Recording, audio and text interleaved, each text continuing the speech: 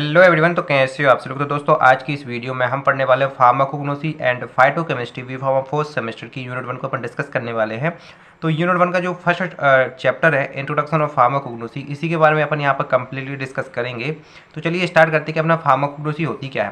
लेकिन फार्माकोग्नोसी क्या होती है इसके पहले अपन को थोड़ा सा ड्रग के बारे में जानना होगा कि ड्रग क्या होती है। तो नॉर्मल सी आप समझो कि आपका जो ड्रग रहता है, तो आपको नॉर्मल सी बात पता है कि ड्रग रहती है, आपकी दवाई रहती है, उसका यूज किया जाता है आपके ट्रीटमेंट के लिए, है ना। जब आपको कोई बीमारी हो जाती है तो उसके ट्रीटमेंट में आप उसका यूज करते हो, या फिर उस बीमारी के प्रिवेंटेशन में, यानी कि उस बीमारी को रोकने के लिए आप इसका यूज करते हो, या फिर उस बीमारी की जांच करने के लिए। क्योंकि आपको पता है कि कोई भी दवाई रहती है उसका अपन 3 तरह से यूज कर सकते हैं। किसी भी बीमारी है, आपके पास कोई डिसीज है, ठीक है, उसको डायग्नोसिस करने के लिए, मतलब उसको जांचने के लिए, ठीक है, ट्रीटमेंट करने के लिए, ठीक है, या फिर उसको प्रिवेंटेशन करने के लिए, है ना, यानी रोकने के लिए, है ना। तो सिंपल चीज़ आपको बताया कि ड्रग क्या होता है, कि ड्रग एक ऐसा सब्सटेंस होता है जिसका यूज करते हैं अपन किसी डिसीज के ट्रीटमेंट में, प्रिवेंटेशन में, या उसके डायग्नोसिस में। अब मैं अगर आपसे पूछूं कि ड्रग क्या होती है, नेचुरल होती है कि सिंथेटिक होती है, तो आपने जो ड्रग होती है वो दोनों तरह की होती है। नेचुरल होती है, नेचुरल कहने का मतलब ये है कि जैसे आपने बहुत सारी ऐसी चीज़ देखी होगी कि आप क्या करते हो, जैसे लौंग रहता है तो आप कभी लौंग का यूज कर लेते हो, तुलसी रहती है तुलसी का यूज कर लेते हो, या फिर आपने देखा होगा कभी कभी इन्फेक्शन हो जाता है तो आपके नीम के पत्ते रहते हैं, ठीक है, तो उनका भी आप डायरेक्टली यूज कर लेते हो, है ना। तो इस तरह से बहुत सारी ऐसी दवाई होती हैं जो क्या होती हैं, नेचुरली होती हैं, और कुछ सिंथेटिक होती हैं। सिंथेटिक कहने का मतलब है कि जिनको केमिकल सिंथेसिस करके फैक्ट्री में बनाया जाता है ना, इंडस्ट्री में बनाया जाता है, तो वो सिंथेटिक कहलाती है। तो अपना ड्रग क्या होता है, एक नेचुरल या कोई सिंथेटिक सब्सटेंस होता है जिसका अपन यूज करते हैं किसी डिसीज के ट्रीटमेंट में, प्रिवेंटेशन में, या डायग्नोसिस करने के लिए। तो सिंपल सी चीज़ है ड्रग के बारे में। अब मैं आपसे एक चीज़ कहूँ कि वो ड्रग जो क्या होती है, नेचुरल होती है ना, या जो अपने जो नेचर रहते हैं उनसे प्राप्त होती है, तो उनके बोलते हैं आप क्रूड ड्रग, है ना। अगर मैं आपसे पूछूं कि क्रूड ड्रग क्या होती है, तो आप क्रूड ड्रग आसानी से कह सकते हो कि क्रूड ड्रग, ठीक है, नेचुरली ऑकरिंग ड्रग होती है जिसका यूज करते हैं अपन ट्रीटमेंट, प्रिवेंटेशन एंड डायग्नोसिस के लिए। तो ये सिंपल चीज़ है। तो आप दो डेफिनेशन को याद रखना, एक जो है ड्रग के बारे में, एक क्रूड ड्रग के बारे में। अब क्रूड ड्रग के बारे में जैसे आप बात कर रहे हैं अपन फार्माकोग्नोसी की, तो फार्माकोग्नोसी के बारे में आप अगर थोड़ा सा देखोगे तो फार्माकोग्नोसी में अपन बेसिकली कुछ नहीं करते हैं। फार्माकोग्नोसी में अपन क्रूड ड्रग की स्टडी करते हैं। तो अपन फार्माकोग्नोसी को बोल सकते हैं कि pharmacognosy is a knowledge about crude drug, मतलब क्रूड ड्रग के बारे में जो भी नॉलेज रहती है वो सारे अपन जो फार्माकोग्नोसी में डिस्कस करते हैं, है ना। सिंपल चीज़ है, अगर आपको इतना समझ में आ गया तो आपको पूरी थ्योरी समझ में आ जाएगी, है ना। तो उसको फिर से रिपीट करते हैं कैसा, कि ड्रग क्या होता है, ड्रग एक नेचुरल या सिंथेटिक सब्सटेंस होता है जिसका आप यूज करते हो किसी भी डिसीज के ट्रीटमेंट में, प्रिवेंटेशन में, या डायग्नोसिस के लिए। ये सिंपल सी डेफिनेशन है आपकी ड्रग के बारे में। वहीं अगर बात करें अपन क्रूड ड्रग के बारे में, तो क्रूड ड्रग क्या होता है, एक नेचुरली ऑकरिंग सब्सटेंस होता है। याद रखना, सिंथेटिक नहीं है ना, सिंथेटिक नहीं है। ये क्या होता है, एक नेचुरली ऑकरिंग सब्सटेंस होता है जिसका यूज करते हैं अपन किसी भी डिसीज के ट्रीटमेंट, प्रिवेंटेशन या डायग्नोसिस के लिए। और जो क्रूड ड्रग की स्टडी होती है उसको अपन क्या बोलते हैं, फार्माकोग्नोसी बोलते हैं। ये सिंपल सी चीज़ है। अब देखो, अब अगर बात करें अपन थ्योरी के बारे में, तो अगर देखो सबसे पहले अगर फार्माकोग्नोसी शब्द को जब आप तोड़ोगे तो देखो दो शब्द निकलते हैं, एक निकलता है फार्माकोन, एक निकलता है ग्नोसिस, है, या फिर गिग्नोस्को, है ना।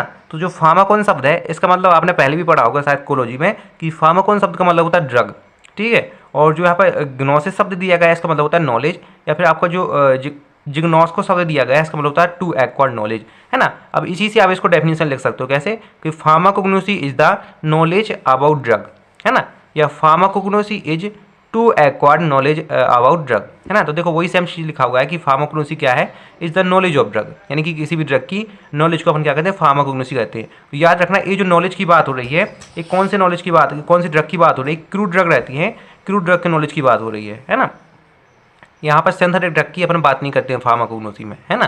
तो यहाँ पर अपन बोल सकते हैं कि जो क्रूड ड्रग रहती है उनकी नॉलेज को अपन फार्माकोग्नोसी कहते हैं, या फिर क्रूड ड्रग, ठीक है, क्रूड ड्रग की अगर जब नॉलेज एक्वायर्ड करते हैं, है ना, उसको अपन फार्माकोग्नोसी बोलते हैं। यानी कि दो डेफिनेशन है, आप दो से किसी को भी लिख सकते हो, है ना। अब तीसरे पॉइंट में सिंपल यही लिखा हुआ है कि फार्माकोग्नोसी में क्या है, अपन स्टडी करते हैं, ठीक है, क्रूड ड्रग के बारे में, ठीक है, जो क्या होती है अपन को नेचुरल सोर्स से अपन को प्राप्त होती है ना। अपन क्रूड ड्रग के बारे में स्टडी करते हैं जो अपन को नेचुरल सोर्स से प्राप्त होती है। सिंपल चीज़ है फार्माकोग्नोसी के बारे में। और वही है ड्रग के बारे में, सेम वही डेफिनेशन लिखा हुआ है कि ड्रग क्या होता है, एक नेचुरल या सिंथेटिक सब्सटेंस होता है जो भी किसी भी डिसीज के प्रिवेंटेशन, डायग्नोसिस और ट्रीटमेंट में इसका अपन यूज करते हैं। सिंपल चीज़ है।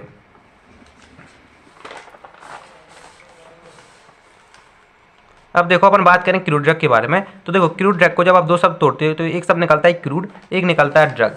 तो क्रूड शब्द के बारे में यहाँ पर लिखा हुआ है कि क्रूड का मतलब क्या होता है, ठीक है, यानी कि इन इट्स नेचुरल स्टेट, यानी कि जब क्या होता है कोई कंपाउंड अपनी नेचुरल स्टेट में होता है। नेचुरल स्टेट कहने का मतलब यही है कि उसमें किसी भी तरह का केमिकल के साथ उसका ट्रीट नहीं किया हुआ है, मतलब केमिकल के साथ आपने उसे किसी भी तरह की रिएक्शन नहीं करवाई होंगी या उसे केमिकल के साथ मिलाया नहीं होगा, है ना। तो उसको अपन क्या कहेंगे, क्रूड कहेंगे। क्रूड कहने का मतलब है नेचुरल स्टेट। नेचुरल स्टेट कहने का मतलब ये है कि जैसे क्या होता है कि आपने कोई भी प्लांट है, कोई भी एनिमल है, ठीक है, उनसे आपने जब ड्रग को आप एक्सट्रैक्ट करते हो, निकालते हो, है ना, तो आप क्या करते हो उसको किसी भी केमिकल के साथ ट्रीट ना करो, है ना। जैसे कि आपको पता है कि ये वाला प्लांट है तो इसकी जो लीव्स रहती हैं, पत्तियाँ रहती हैं, उनका अपन जो है किसी डिसीज के प्रिवेंटेशन में या ट्रीटमेंट में आप उसका यूज करते हो, है ना। तो आपने उसकी पत्तियाँ को तोड़ लिया, है ना, और तोड़ने के बाद आप उसकी किसी केमिकल के साथ आप उसको रिएक्ट नहीं करवाते हो या केमिकल के साथ नहीं मिलाते हो और बिना केमिकल के साथ मिलाए हुए आप उसका यूज करते हो, तो उसी को बोलते हैं अपन क्रूड, है ना। तो ड्रग का मतलब आपको पता ही है कि जब उसका किसी डिसीज के प्रिवेंटेशन, ट्रीटमेंट या डायग्नोसिस के लिए यूज करते हैं, है ना। या फिर देखो आप हिंदी में यहाँ पर लिखा हुआ है मैंने कि क्रूड का मतलब क्या होता है, ठीक है, ऐसा कोई सब्सटेंस जो अपने नेचुरल स्टेट या रॉ फॉर्म में प्रेजेंट हो उसे अपन क्या बोलते हैं, क्रूड बोलते हैं, है ना। कहने का मतलब वही है कि आपने उसको किसी केमिकल के साथ ट्रीट ना किया हो, वो अपने नेचुरल स्टेट में प्रेजेंट हो, तो इसी को अपन क्रूड बोलते हैं, है ना। तो यहाँ से आप क्या है क्रूड ड्रग की डेफिनेशन लिख सकते हो कि क्रूड ड्रग क्या होता है, एक ऐसा नेचुरल सब्सटेंस होता है जिसका आप किसी डिसीज के प्रिवेंटेशन, ट्रीटमेंट या डायग्नोसिस के लिए यूज करते हैं और उसको बिना किसी केमिकल के ट्रीटमेंट के साथ यूज करते हैं, यानी कि अपनी नेचुरल स्टेट में आप उसका यूज करते हो। तो वही से हमें यहाँ पर डेफिनेशन में लिखा हुआ है कि crude drug is a naturally occurring substance which is often from plant, animal, mineral and there part. क्योंकि अब यहाँ पर देखो बात हो रही है नेचुरल सोर्स की, तो नेचुरल सोर्स कौन कौन से हो सकते हैं, या हो सकता है उनको प्लांट से मिल रहा हो, या हो सकता है एनिमल से मिल रहा हो, या फिर मिनरल्स हो सकते हैं, मिनरल से मिल रहा हो, है ना। यानी कि जितने भी नेचुरल सोर्स है उनसे आपको मिल सकता है ना। जिसका अपन यूज करते हैं किसके लिए, प्रिवेंटेशन के लिए, डायग्नोसिस के लिए या ट्रीटमेंट के लिए, कैसे में नेचुरल स्टेट में, मतलब विदाउट किसी केमिकल के साथ ट्रीट किए हुए, तो उसी को अपन क्या बोलते हैं, क्रूड ड्रग बोलते हैं। अब देखो क्रूड ड्रग क्या होता है, इसको ड्राइड होता है, crude drug or dried raw material of plant, animal and mineral, ठीक है। ओरिजिन, देखो ओरिजिन शब्द का मतलब होता है उत्पत्ति, तो ये पॉइंट क्या कह रहा है कि क्रूड ड्रग क्या होता है, एक ड्राइड होता है, मतलब सुखाया होगा, किसका, रॉ मटेरियल, यानी कि जैसे आपके प्लांट होते हैं, एनिमल्स होते हैं या मिनरल्स होते हैं, इनका एक क्या होता है, पार्ट होता है, ठीक है, या फिर इनका कोई रॉ मटेरियल होता है जिसको आप ड्राइड करके, ठीक है, एज अ मेडिसिन यूज करते हो, यानी मेडिसिनल पर्पज़ के लिए यूज करते हो। मेडिसिनल पर्पज़ वही किसी बीमारी को ठीक करने के लिए, ठीक है, उसके चेक करने के लिए, है ना, या फिर उसको रोकने के लिए सिंपल सा आप उसका यूज करते हो, है ना। तो वही से अब लिखा हुआ है कि क्रूड ड्रग क्या होता है, एक ऐसा रॉ मटेरियल होता है जो आपको प्लांट, एनिमल और जो मिनरल रहते हैं उनसे प्राप्त होता है और इसको अपन ड्राई करके, सुखा करके इसका अपन यूज करते हैं मेडिसिनल पर्पज़ के लिए। सिंपल चीज़ है आपकी क्रूड ड्रग की बात। देखो अब इस डायग्राम को समझने से पहले एक छोटी सी चीज़ समझाता हूँ, वो आप समझने की कोशिश करना, है ना। कि जैसा कि आपको पता है कि जब आपको क्या होता है कहीं पर चोट लग जाती है ना, तो आप क्या करते हो, वहाँ पर सूजन आ जाती है, तो फिर आपके जो मम्मी पापा रहते हैं वो बोलते हैं कि यहाँ पर हल्दी चूना लगा लो, तो आप क्या करते हो कि जो आपकी हल्दी रहती है, जो रहती है ना, तो आप उसको क्या करते हो, जो आप जैसे प्लांट से आती है, तो प्लांट से आने के बाद आप पहले उसको क्या करते हो, सुखाते हो। सुखाने का मतलब होता है उसको आप ड्राई करते हो, और ड्राई करने के बाद उसको क्या करते हो, आप पाउडर फॉर्म में आप कन्वर्ट करते हो, मतलब उसको पीस के पाउडर फॉर्म में कन्वर्ट कर लेते हो। पाउडर फॉर्म में कन्वर्ट करने को अपन क्या करते हैं, साइज रिडक्शन करते हैं, है ना। तो अपन उसका क्या करते हो, साइज रिडक्शन करके पाउडर फॉर्म में कन्वर्ट कर लेते हो, फिर उसको आप as a crude drug use कर लेते हो, है ना। कि जहाँ पर आपको क्या होता है, इन्फ्लामेशन हो जाता है, सूजन आ जाती है या आपको चोट लगी रहती है, तो वहाँ पर आप क्या करते हो, उस हल्दी को आप लगा लेते हो, है ना। तो आपने देखो यहाँ पर दो चीज़ की हुई है, एक क्या किया आपने, ड्राई किया हुआ है, दूसरा क्या हुआ, साइज रिडक्शन किया हुआ है। तो आप इतना इसको समझने की कोशिश करना है कि जो क्रूड ड्रग होती है, तो क्रूड ड्रग में आप देखो किसी भी केमिकल के साथ आप उसका ट्रीट नहीं कर सकते हो, बस जैसे कि ड्राई करना, साइज रिडक्शन करना, ये आदि आप प्रोसेस कर सकते हो, है ना।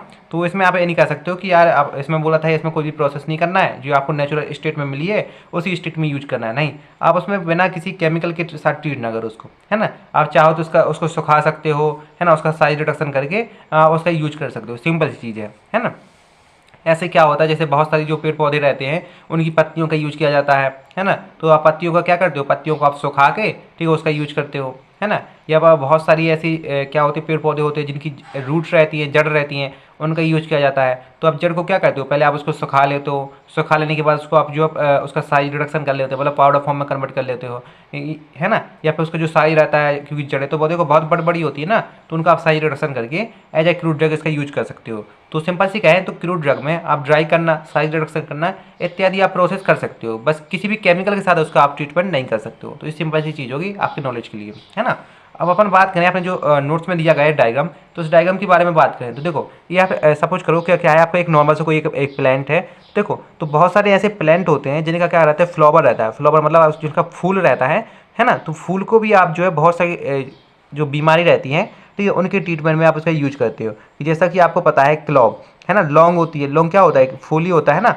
तो आप लौंग का रहते हो, तो लौंग का आप क्या करते हो, बहुत सारी चीज़ों में यूज करते हो। जैसे कि आपको पता है जो डायबिटीज के पेशेंट रहते हैं उनके लिए लौंग फायदेमंद होती है ना। या फिर आपको जो कैंसर का रिस्क रहता है उसको कम करने के लिए, ठीक है। या जो हार्ट से संबंधित डिसीज होती है, ठीक है, उनके ट्रीटमेंट में या प्रिवेंटेशन में आप क्या करते हो, क्लॉव क्या यानी कि लौंग का आप बहुत सारे यूज करते हो। सेफ्रॉन यानी केसर, है ना, तो केसर का भी आप जो है बहुत यूज करते हो बहुत सारी डिसीज के प्रिवेंटेशन में, है ना। तो देखो आपको क्या करना है, ये नाम जो आपको याद करना है ना, कि क्लॉव क्या होता है, सैफरॉन क्या होता है। क्योंकि देखो आपको ये सब चीज़ें हिंदी में तो इनका नाम पता है, लेकिन आपको अंग्रेजी में इसका नाम याद करने के लिए आप इनको जो बार बार पढ़ो तभी आपको याद होगी, क्योंकि इसमें पता है यही जो सबसे ज़्यादा कठिन होते हैं। अब देखो यहाँ पर देखो कुछ प्लांट्स रहती है जिनकी जो फ्रूट रहते हैं, ठीक है, फल फूल रहते हैं, ठीक है, उनका भी बहुत सारे यूज करते हैं। जैसे कि कोरिएंडर हुआ, कोरिएंडर को अपन क्या बोलते हैं, धनिया बोलते हैं। तो धनिया के फ्रूट रहते हैं, ठीक है, इनको भी अपन बहुत सारी जो डिसीज रहती है, बीमारी रहती है, ठीक है, उनमें अपन इनका यूज करते हैं। जैसे कि आपको पता है जो कॉन्स्टिपेशन होता है, तो कॉन्स्टिपेशन के केस में, या फिर आपको जब नींद नहीं आती है, नोजिया हो जाती है ना, तो इत्यादि केस में आप क्या करते हो, नोजिया का यूज करते हो, है ना। सॉरी, आप कोरिएंडर यानी धनिया का यूज करते हो, है ना। तो देखो फ्रूट हो गए, फ्लावर हो गए, ठीक है, लीफ यानी कि जैसे आपको पता है कि जो नीम की पत्तियां रहती हैं, ठीक है, तुलसी की पत्तियां रहती हैं, और जो सेना हो गया, सेना की जो पत्तियां रहती है, ठीक है, इन सभी का आप क्या करते हो, यूज करते हो इन एज ए क्रूड ड्रग, है ना। और जैसे कुछ जो प्लांट्स रहते हैं जिनका बार्क रहता है, जैसे कि आपको पता है कि जो सिन्नामोन हो गया, सिन्नामोन को अपन दालचीनी बोलते हैं, आपको पता है कि मसाले में इसका यूज करते हैं, है ना। तो सिन्नामोन हो गया, तो इनका भी बहुत सारी जो बीमारी रहते हैं, डिसीज रहते हैं, ठीक है, उनमें उनके ट्रीटमेंट में यूज करते हो। सिंचुना हो गया, सिंचुना का भी अपन यूज करते हैं, है ना। और बाकी देखो कुछ जो क्या होते हैं, कुछ प्लांट्स होते हैं जिनकी जो लीव्स रहती है, लीव्स के जो एरियल पार्ट रहता है, ठीक है, एरियल पार्ट को भी अपन जो यूज करते हैं। जैसे कि एग्जांपल दिया गया है कि एफेड्रा होता है, एफेड्रा के जो एरियल पार्ट को as a crude drug use करते हैं, है ना। देखो अपन रूट रहते हैं, बहुत सारे प्लांट्स ऐसे होते हैं जिनके रूट को क्रूड ड्रग के यूज करते हैं। जैसे कि सर्फगंधा हो गया, है ना। तो सर्फगंधा की रूट को अपन बहुत सारी क्या रहती है, जो बीमारी रहती हैं, डिसीज रहते हैं, उनके प्रिवेंटेशन और ट्रीटमेंट के लिए यूज करते हो, है ना। जैसे जिंगर हो गया, जिंगर को अपन बोलते हैं अदरक, है ना। तो बहुत सारे प्लांट्स के जो रिजोम्स वाला पार्ट रहता है रूट का, ठीक है, उसको भी अपन as a crude drug use करते हैं। जैसे कि जिंगर हो गया, है ना, जिंगर को अपन क्या बोलते हैं, अदरक बोलते हैं। या फिर जो है कोई ऐसे प्लांट्स भी होते हैं जिनका पूरा का पूरा होल प्लांट, या बोल सकते हैं पूरा का पूरा part as a crude drug use किया जाता है। जैसे कि यहाँ पर दिया गया बिंगा, ठीक है, बिंका और पुनर्नावा, ये दो ऐसे प्लांट्स हैं जिनका पूरा का पूरा whole part as a crude drug use किया जाता है ना। अब सिंपल सी एक चीज़ देखें, जैसे कि आपको पता है कि सर्पगंधा रहता है, इसका रूट रहता है, एज ए क्रूड ड्रग इसका यूज किया जाता है। तो आप क्या करोगे कि आपकी जो सर्फगंधा की रूट रहती है, सर्फगंधा की रूट को आप सबसे पहले तो आप क्या करोगे, कलेक्ट कर लोगे। कलेक्ट करने के बाद उसको क्या करोगे, आप ड्राई करोगे, सुखाओगे। तो सुखाने के बाद जैसे आपकी जो ड्राइड रूट रहती है, इनका आप क्या कर लोगे, साइज रिडक्शन करके एज आप जो है क्रूड ड्रग के रूप में यूज कर लेते हो। ऐसे ही आपको पता है कि जैसे आपका क्या रहता है, जो सेना रहता है ना, सेना रहता है या नीम रहता है, तुलसी रहती है, इनका लीफ का एज क्रूड ड्रग यूज की जाती है, इनकी पत्तियों को क्रूड ड्रग यूज किया जाता है। तो आप क्या करोगे, सबसे पहले तो आप जो है प्लांट से, ठीक है, पेड़ पौधों से आप क्या करोगे, उसकी पत्तियों को आप क्या करोगे, कलेक्ट कर लोगे, और पत्तियों को सुखाने के बाद, ठीक है, उसको ड्राई फॉर्म में कन्वर्ट करके आप उसका as a crude drug use कर लोगे। तो सिंपल सी चीज़ आपको ये डायग्राम समझ में आ गया होगा। आप ये जो नाम है, नाम को याद कर लेना, बार बार इनको समझने की कोशिश करना है क्या होता है। हिंदी में इसको देखना कि हिंदी में क्लॉव को क्या बोलते हैं, सेफ्रॉन को क्या बोलते हैं। सेफ्रॉन को बेसिकली हिंदी में अपन केसर बोलते हैं, क्लॉव को लौंग बोलते हैं, कोरिएंडर को धनिया बोलते हैं, है ना। नीम को तो आपको पता ही है, तुलसी का आपको पता ही है। ऐसे भी जितने भी आपके दिए गए हैं सबके आप हिंदी में आप नाम को जान सकते हो, तो आपको आसानी होगी समझने में, है ना। तो ये कुछ एग्जाम्पल भी दिए गए हैं, और जितने भी प्लांट्स रहते हैं उनके हर एक पार्ट को as a crude drug use किया जाता है। जैसे आपने देखा है, रूट को भी हो गया, एरियल पार्ट हो गया, बार्क हो गया, लीफ हो गया, फ्रूट हो गया, फ्लावर हो गया, या फिर होल प्लांट हो गया, है ना। प्लांट्स के हर एक part as a crude drug use किए जाते हैं। तो सिंपल सी चीज़ आपके क्रूड ड्रग के बारे में। अभी अपन ने बात की फार्माकोग्नोसी के बारे में, ड्रग के बारे में और अपना क्रूड ड्रग के बारे में, और साथ ही साथ इसके एग्जाम्पल हैं, इनके बारे में अपन ने बात की। अब अपन बात करें कि अपना जो क्रूड ड्रग है, अपन को पता है कि अपना जो क्रूड ड्रग रहता है वो नेचुरल सोर्स से अपन को प्राप्त होती है ना। अब लेकिन ये नेचुरल सोर्स होते कौन कौन से हैं, है ना। तो ये अपन देखते हैं। तो देखो यहाँ पर बहुत सारे जो जितने भी नेचुरल सोर्स हैं सभी से अपन को क्रूड ड्रग मिलती है ना। तो ये नेचुरल सोर्स क्या क्या हो सकते हैं? हो सकता है आपको पेड़ पौधों से मिल रही हो, या फिर जो एनिमल्स होते हैं, जीव जंतु होते हैं, उनसे मिल रही हो, या जो आपके मिनरल रहते हैं, मेटल और नॉन मेटल पार्ट रहते हैं, उनसे मिल रही हो, या फिर जो मैरीन होते हैं। मैरीन देखो वो सोर्स रहते हैं जो आपके समुद्र से, जो आपके महासागर होते हैं, ओशियन होते हैं, ठीक है, उनसे कनेक्ट होते हैं। या फिर आपको जो माइक्रो ऑर्गेनिज्म रहते हैं, है ना, तो उनसे आपको मिलती है। तो यहाँ पर देखो वो एग्जाम्पल बस लिखे हुए हैं, इनके बारे में अपन आगे डिस्कस करेंगे सोर्स ऑफ ड्रग में कंप्लीटली। लेकिन यहाँ पर सिर्फ उसके एग्जाम्पल दिए गए हैं कि कौन कौन सी ड्रग अपन को कौन कौन से सोर्स से मिलती है। जैसे कि अगर अपन बात करें प्लांट से, तो प्लांट से जैसे आपको पता है कि आपको जिंगर रहता है, अदरक आपको मिलता है, नीम हो गया, ठीक है, हल्दी हो गई, ठीक है, सेना हो गया, ओपियम हो गया, ओपियम यानी अफीम, है ना। तो ये कुछ एग्जाम्पल हैं जो क्या होते हैं आपको प्लांट से मिलते हैं। अगर एनिमल से बात करें तो आपको पता है कि अपन एनिमल से, चाहे इंसान हो या जीव जंतु हो, कोई भी हो, तो उनसे क्या होता है, उनके अंदर क्या होता है, हार्मोन बनता है, ठीक है, तो एंजाइम बनता है, ठीक है। तो हार्मोन, एंजाइम, ठीक है, ब्लड का भी अपन as a crude drug use करते हैं, क्योंकि आपको पता है कि खून रहता है, ब्लड रहता है, और उसका वैक्सीन बनाने में यूज किया जाता है। इसी के साथ साथ जो बीज बैग्स होते हैं, आपको पता है कि जो मधुमक्खियाँ होती हैं, ठीक है, उनका छत्ता रहता है, ठीक है, उसके बीज बैग्स, उसका भी आप as a crude drug use करते हो। बुल फैट होते हैं, ठीक है, इनका भी आप as a crude drug use करते हो। और मिनरल्स की बात करें तो देखो मिनरल दो तरह के होते हैं, एक होता है मेटल होता है, या एक नॉन मेटल होते हैं। तो चाहे वो मेटल हो या नॉन मेटल हो, दोनों का जो है अपन क्रूड ड्रग के रूप में यूज करते हैं, है ना। तो जैसे एग्जांपल दिया, जैसे आपका कैलामाइन हो गया, ठीक है, बेंटोनाइट हो गया, as a crude drug use करते हैं। उसके बाद अगर अपन बात करें तो आयरन हो गया, ठीक है, आयरन का आपको पता है कि आयरन की भी आपको बॉडी में कमी हो जाती है, तो आयरन हो गया, ठीक है, आयरन को अपन फेरस सल्फेट बोलते हैं। मैग्नीशियम सल्फेट हो गया, है ना। इनकी बहुत सारे होते हैं, जैसे जिंक हो गया, है ना। तो जितने भी आपके जो मिनरल्स है, चाहे वो मेटल हो या नॉन मेटल हो, ठीक है, सभी का जो है एज अपन क्रूड ड्रग के रूप में यूज करते हैं। बाकी अपन बात करें मैरीन की, तो देखो मैरीन वो सोर्स होते हैं जो आपके समुद्र से या जो आपके महासागर रहते हैं उनसे आपको जो है प्राप्त होती है ना। तो आपको पता है कि जैसे कि ये क्या होता है कि अपनी धरती पर सबसे ज़्यादा क्या पाया जाता है, सबसे ज़्यादा तो अपनी धरती पे क्या है, महासागर ही है ना, समुद्र ही है ना, पानी आपके प्रेजेंट है आपकी धरती के सरफेस पे।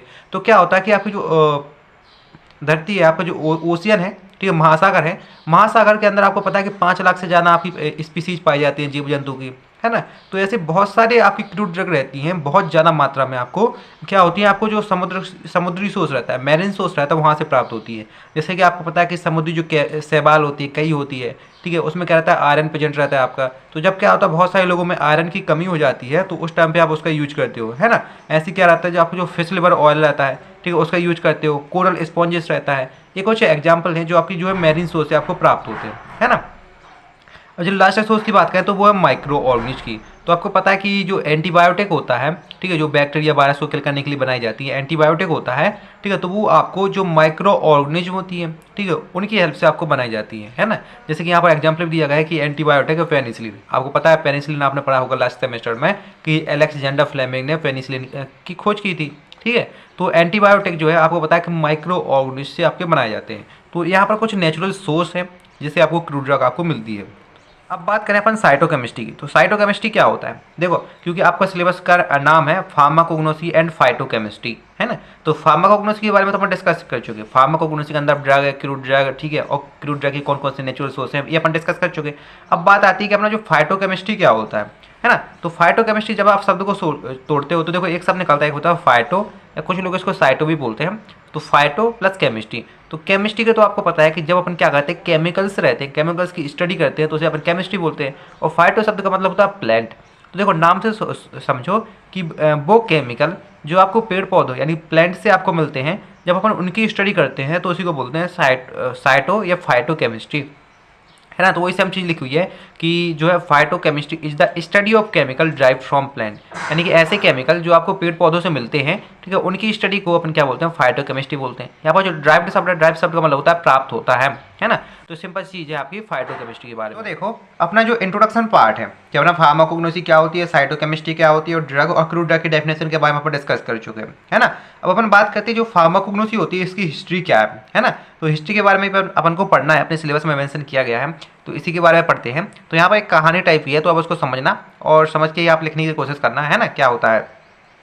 तो आपको पता है कि सबसे पहले मैं आपको एक चीज़ बताऊं, तो जो फार्माकोग्नोसी शब्द है, फार्माकोग्नोसी शब्द को सबसे पहले जो यूज किया था 1811 में किसी ने, स्मिथ ने, ठीक है। 1811 में स्मिथ ने फार्माकोग्नोसी शब्द का सबसे पहले यूज किया था। उसके बाद 1815 में क्या होगा, ये जो सैडलर थे इनने अपना एक काम कर रहे थे, एक वर्क था, ठीक है। तो उसका टाइटल क्या दिया, फार्माकोग्नोस्टिका, है ना। कहने का मतलब ये है कि 1811 में स्मिथ ने सबसे पहले जो फार्माकोग्नोसी शब्द का यूज किया था, है ना। उसके बाद 1815 में सेडलर नाम के जो वैज्ञानिक थे या साइंटिस्ट थे जो भी थे, ठीक है, उससे अपन को मतलब नहीं है, जो सेडलर थे उन्होंने 1815 में क्या किया कि जो फार्माकोग्नोस्टिका शब्द है, ठीक है, इसका अपना यूज किया। यूज के साथ साथ इनने एक जो काम कर रहे थे, ठीक, उसका टाइटल रखा क्या, फार्माकोग्नोस्टिका, ठीक है। तो यहाँ से जो आपको फार्माकोग्नोसी शब्द सबसे पहले यूज हुआ था। उसके बाद अगर अपन बात करें तो जब क्या करते हैं अपन फार्माकोग्नोसी की हिस्ट्री के बारे में पढ़ते हैं, तो अपन ऐसा कह सकते हैं कि अपन जो अपनी जो फार्मेसी है या जो मेडिसिन है उनकी हिस्ट्री के बारे में पढ़ रहे हैं। क्योंकि फार्माकोग्नोसी में अपन क्या पढ़ते हैं, उन दवाइयों के बारे में पढ़ते हैं जो अपन को पेड़ पौधों से मिल रही होती है। और आपको पता है कि आज से बहुत टाइम पहले इंडस्ट्रियों में तो दवाई बनाई नहीं जाती थी, है ना। तो उसके पहले अपन क्या करते थे, क्रूड ड्रग का ही यूज करते थे ना। तो तभी से, तो जब से अगर फार्माकोग्नोसी की शुरुआत हुई तभी से तो अपनी फार्मेसी के प्रोफेशन की शुरुआत हुई, मेडिसिन की शुरुआत हुई। तो अपन कह सकते हैं कि जो फार्माकोग्नोसी हिस्ट्री क्या करती है, रिप्रेजेंट करती है फार्मेसी और मेडिसिन की हिस्ट्री के बारे में, है ना। क्योंकि इसका जो ओरिजिन रहता है, इसकी उत्पत्ति रहती है, वो हेल्थ रिलेटेड एक्टिविटी रहती है, उनसे क्या रहता है, इसका कनेक्शन रहता है। तो आपको पता है कि अर्ली टाइम यानी बहुत पहले क्या करते थे, ह्यूमन रहते थे या इंसान रहते थे, वो क्या करते थे, आपके जो फॉरेस्ट रहते, जंगल रहते थे, वहाँ पर जो फूड रहते, खाने की तलाश में जाया करते थे। तो वहाँ पर क्या किया करते थे, वो जो रैंडमली किसी प्लांट को खाया करते थे, ठीक है, या फिर वहाँ पर कोई एनिमल्स रहते थे उनको खाते थे, है ना। तो आपको पता है कि जो पहले के ज़माने के आदमी हुआ करते थे वो जंगलों में जाके अपने खाने को सर्च किया करते थे, वहाँ पर कुछ पेड़ पौधे रहते थे उनको खाते थे, जो एनिमल्स रहते थे उनको मार के खाते थे, है ना। तो अगर वो जो आपका पेड़ पौधा था, ठीक है, अगर वो उस इंसानों को किसी भी तरह का हार्मफुल इफेक्ट नहीं पहुंचा रहा है तो वो क्या कहते थे कि ये हमारे लिए क्या है, एडिबल है, मतलब खाने योग्य है ना। तो इस तरह से वो सोच लिया करते थे कि उन्होंने जैसे कोई पेड़ पौधा खाया तो अगर उस पेड़ पौधे ने, ठीक है, उनको किसी भी तरह का नुकसान नहीं पहुंचाया है तो वो कहते थे ठीक है भैया ये हमें कोई नुकसान नहीं पहुंचा रहा है, इसको हम आसानी से खा सकते हैं। लेकिन अगर वही किसी तरह का नुकसान पहुंचा रहा है, जैसे मान लो उनने किसी, ठीक है, किसी पेड़ की पत्तियों को खाया या किसी पेड़ के जो फल को खाया, है ना, तो ऐसा अगर कोई पार्ट वो खा रहे हैं और अगर वो वॉमिटिंग कॉज कर रहे हैं, उल्टियाँ कॉज कर रहे हैं, तो वो क्या करते थे, उनको as a emetic agent use किया करते थे। एमेटिक एजेंट मतलब वो एजेंट रहलाते हैं जो वॉमिटिंग रहती है, उल्टियाँ कराने के लिए रिस्पॉन्सिबल रहते हैं, है ना। तो उन्हें पता रहता था कि अगर हम ये फल खाएंगे या ये पार्ट खाएंगे या ये फूड खाएंगे तो हमें क्या होगा, उल्टियाँ होगी। तो ऐसे वो उसका यूज किया करते थे, है ना। सिंपल सी बात है, अगर वो जंगलों में जाया करते थे, जंगलों में जो पेड़ पौधे रहते थे और उनके जो पार्ट रहते थे या फिर जो एनिमल्स रहते थे, जानवर रहते थे, उनको खाया करते थे। अगर वो किसी भी तरह का उन्हें नुकसान नहीं पहुंचा रहा है तो उसे सोचते थे कि हमारे लिए खाने योग्य है, तो उनको बार बार खाएंगे। लेकिन अगर उन्हें किसी तरह का नुकसान पहुंचा रहे थे तो उसे क्या करते थे, जैसे ठीक है, कोई पेड़ पौधा है, ठीक है, उसका किसी पार्टनर ने वॉमिटिंग कॉज की तो ये सोचते थे चलो ये वॉमिटिंग कॉज करता है, इमेटिक एजेंट है। यानी कि जब भी उन्हें क्या करेगा कि ऐसी कोई ज़रूरत पड़ेगी उन्हें उल्टियाँ कराने की तो वो क्या करेंगे, उसको खा लेंगे तो फिर उल्टियाँ हो जाएगी, है ना। तो मतलब वो जिस तरह का वो एक्शन शो करता था उसको ध्यान में रखते थे। यानी किसी पेड़ पौधे ने उन्हें उल्टियाँ करा दी तो उसे जो इमेटिक एजेंट रहते थे उनके रूप में यूज किया करते थे। या फिर किसी प्लांट के पार्ट ने उन्हें डायरिया कॉज करा दिया तो वो क्या करते थे, पर्जेटिव के रूप में कॉज किया करते थे, है ना। पर्जेटिव क्या होते हैं, वो एजेंट होते हैं जो कॉन्स्टिपेशन में यूज किए जाते हैं, है ना। तो ये सिंपल चीज़ है कि अगर कोई एजेंट उन्हें डायरिया कॉज करा रहा है ना, तो वो क्या करते हैं, उसका पर्जेटिव के रूप में यूज किया करते थे, है ना। इसी के साथ साथ वो क्या किया करते थे कि जो एनिमल्स रहते थे, एनिमल्स को ऑब्जर्व किया करते थे और देखते थे कि जैसे कि अगर ऐसा समझो कि कैसे ऑब्जर्व किया करते थे, जैसे किसी अगर कोई एनिमल्स रहता था उनको क्या होती थी, जब कोई चोट मोट लग जाया करती थी तो वो एनिमल्स क्या किया करते थे, जाते थे और वहाँ पर जो पेड़ पौधे की पत्तियाँ रहती थी उनके पास वो जाके कहीं घिसते थे, कहीं कुछ करते थे, है ना। तो इस तरह से वो एनिमल्स को ऑब्जर्व किया करते थे, उनको देखते थे कि एनिमल्स जो है अपने जो घाव माव को ठीक करने के लिए कौन सी पत्तियों के पास क्या जा रहा है, किस तरह से उसका यूज कर रहा है ना, मेडिसिनल पर्पज से। तो इस तरह से वो ऑब्जर्व करके देखते थे कि कौन सा प्लांट किस तरह की मेडिसिनल यूज के लिए काम आता है ना। और उसके बाद अगर अपन बात करें कि कौन कौन से साइंटिस्ट ने क्या योगदान दिया तो उसके बारे में भी अपन यहाँ पर देखते हैं। तो देखो सबसे पहले अगर अपन बात करें सैन डुंग के बारे में, है ना। तो नाम से समझ में आ रहा है कि इनका कुछ उल्टा सीधा नाम है, सैनोंग चुंग चा वाला, है ना। तो सैनोंग क्या थे, ठीक है, जो चाइनीज ठीक है, फादर ऑफ चाइनीज मेडिसिन कहा जाता है इन्हें, किसको, सैनोंग को। इनने क्या किया था, जो चाइना की सबसे ओल्डेस्ट फार्माकोपिया थी जिसका नाम था पैन टीएस डू, ठीक है, उसके बारे में इन्हें लिखा हुआ था। इस फार्माकोपियन में इन्हें क्या किया था, तो जो 365 जो क्रूड ड्रग है उनके बारे में लिखा हुआ था, है ना। जैसे कि इसमें कुछ सिन्नामोन बार्ग, जिनसेना इत्यादि जो 365 ड्रग थी इनके बारे में लिखा हुआ था, है ना। तो अपन सिंपल से कह सकते हैं कि सैनोंग क्या थे, चाइनीज मेडिसिन के फादर इनको कहा जाता है। और इन्हें जो चाइना की सबसे ओल्डेस्ट फार्माकोपिया है पैन टीएस डू, ठीक है, उसके बारे में इन्हें लिखा था। और ऐसे जो फार्माकोपिया में 365 से ज़्यादा मेडिसिन के बारे में लिखा हुआ है ना। तो देखो अब अपन बात करें हिप्पोक्रेट्स के बारे में, तो हिप्पोक्रेट्स को जो है फादर ऑफ मेडिसिन कहा जाता है। इसलिए फादर ऑफ मेडिसिन इसलिए कहा जाता है क्योंकि इन्हें क्या किया था, जो अपनी एचपी रहता है ह्यूमन एनाटॉमी एंड फिजियोलॉजी, इसके डिस्क्राइब किया था। साथ ही साथ इन्हें क्या किया था, इनका जो लिटरेचर था, ठीक है, इसके लिटरेचर में 360 मेडिसिन के बारे में लिखा हुआ था। उन्हें 360 मेडिसिन में से एक मेडिसिन जो थी वो थी आपकी जालिक, ठीक है, मेडिसिन बोले या क्रूड ड्रग बोले, तो उनके बारे में इन्हें क्या किया था, अपने लिटरेचर में लिखा हुआ था। साथ ही साथ इन्हें क्या किया था कि जो आपकी ह्यूमन एनाटॉमी एंड फिजियोलॉजी थी उसको डिस्क्राइब किया था। इसलिए हिप्पोक्रेट्स को अपन जो है फादर ऑफ मेडिसिन कहते हैं, है ना। तो सिंपल चीज़ होगी हिप्पोक्रेट्स के बारे में, सैनोंग के बारे में। और उसके बाद अपन बात करें तो वो है थ्यूफ्रेस्टस के बारे में। तो थ्यूफ्रेस्टस को फादर ऑफ बॉटनी कहा जाता है क्योंकि इन्हें फादर ऑफ बॉटनी कहने का एक रीजन है क्योंकि इन्हें क्या किया था, जो प्लांट किंगडम रहते हैं, ठीक है, इनके बारे में स्टडी किया होता है। जो पेड़ पौधे रहते हैं, ठीक है, इनके बारे में क्या किया था, इन्हें स्टडी किया होता है। मल्टीपल टाइप के जो प्लांट्स रहते थे उनके बारे में स्टडी की थी। इसलिए जो है थ्यूफ्रेस्टस को फादर ऑफ बॉटनी कहा जाता है ना। उसके बाद जो अरिस्टोटल थे, अरिस्टोटल को जो फादर ऑफ बायोलॉजी कहा जाता है। इन्हें फादर ऑफ बायोलॉजी इसलिए कहा जाता है क्योंकि इन्हें जो एनिमल्स, ठीक है, एनिमल्स के साथ साथ कुछ प्लांट्स के बारे में क्या किए थे, स्टडी की थी, है ना। और सीए सैडलर, देखो अभी मैंने बताया था जो सैडलर रहता था, इन्हें अपने एक वर्क किया था, काम किया था, और उसका टाइटल दिया था फार्माकोग्नोस्टिका। इसलिए जो सीए सैडलर को क्या किया जाता है, फादर ऑफ फार्माकोग्नोसी कहा जाता है ना। और फादर ऑफ इंडियन फार्माकोग्नोसी जो है डॉक्टर चंद्रकांत कोकाटे को किया जाता है, कहा जाता है ना। तो अगर कोई आपसे पूछे कि फादर ऑफ इंडियन फार्माकोग्नोसी किसको कहा जाता है, तो आसानी से कह सकते हो कि doctor Chandrakant Kokate father of Indian pharmacognosy हैं। और फादर ऑफ फार्माकोग्नोसी की बात करें तो उन्हें कहा जाता है सीए सैडलर को, ठीक है। जो गैलन थे, ठीक है, गैलन क्या थे, ग्रीक फार्मासिस्ट थे।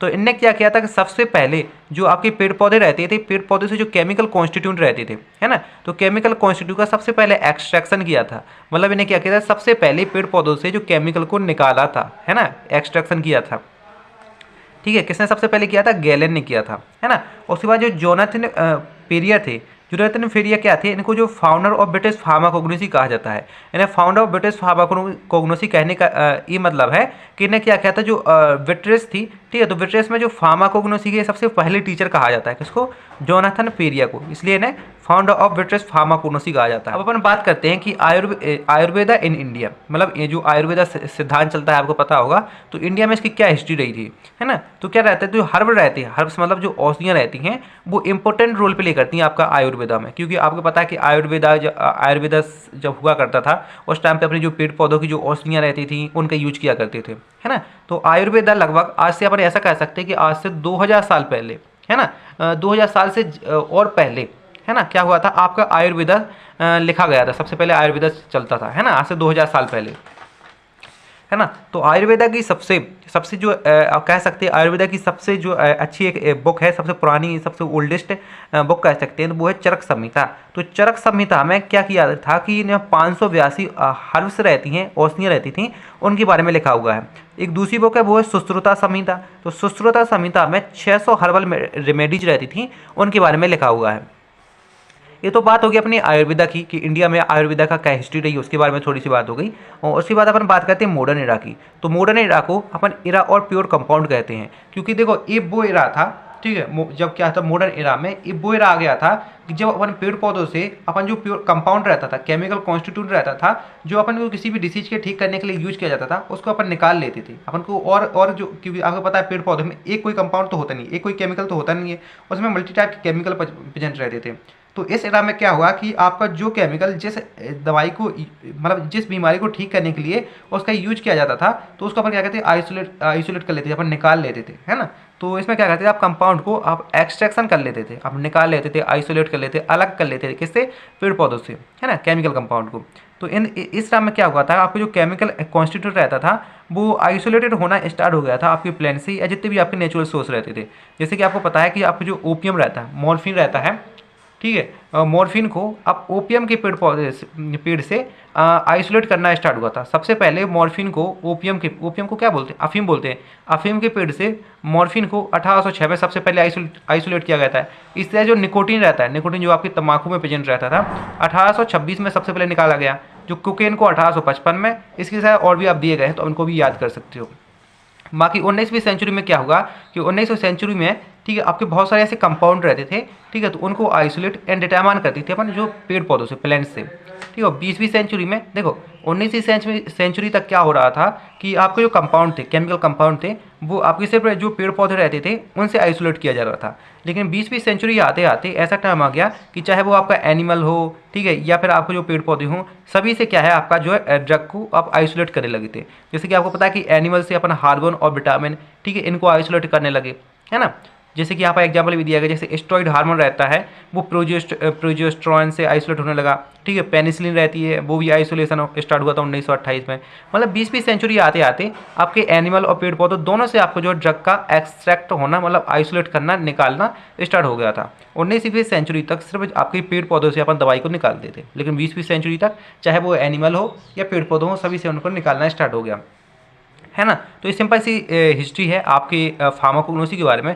अब अपने सिलेबस में दिया गया है कि स्कोप ऑफ फार्माकोग्नोसी, क्योंकि फार्माकोग्नोसी का क्या स्कोप है, ठीक है, तो उसके बारे में अपन देख लेते हैं। देखो फार्माकोग्नोसी के स्कोप के बारे में बात करें तो देखो फार्माकोग्नोसी का बहुत ज़्यादा स्कोप है कि जैसे सबसे पहला स्कोप यहाँ पर लिखा हुआ है कि सबसे पहले तो आपकी जो क्रूड ड्रग रहती है, क्रूड ड्रग के आइडेंटिफिकेशन में आपकी फार्माकोग्नोसी हेल्प करती है। इसी के साथ साथ इसका सबसे जो ब्रॉड स्कोप फार्मेसी के फील्ड में है ना। तो यहाँ पर देखो फार्माकोग्नोसी जैसे साइटो केमिस्ट्री रहती है, मतलब जो केमिकल पेड़ पौधों से मिलते हैं, ठीक है, उनकी स्टडी करने में भी हेल्प करती है। इसके साथ आपकी जो फार्मास्यूटिक्स रहती है, फार्माकोलॉजी रहती है, फार्माकोलॉजी में तो बहुत सा अपन ड्रग के बारे में पढ़ते हैं, है ना, तो उसमें भी ये हेल्प करती है। बोटनी रहती है, जब आप क्या पढ़ते हैं, जो पेड़ पौधे रहते हैं, ठीक, इनके बारे में पढ़ते हैं, तो वहाँ पर हेल्प करती है।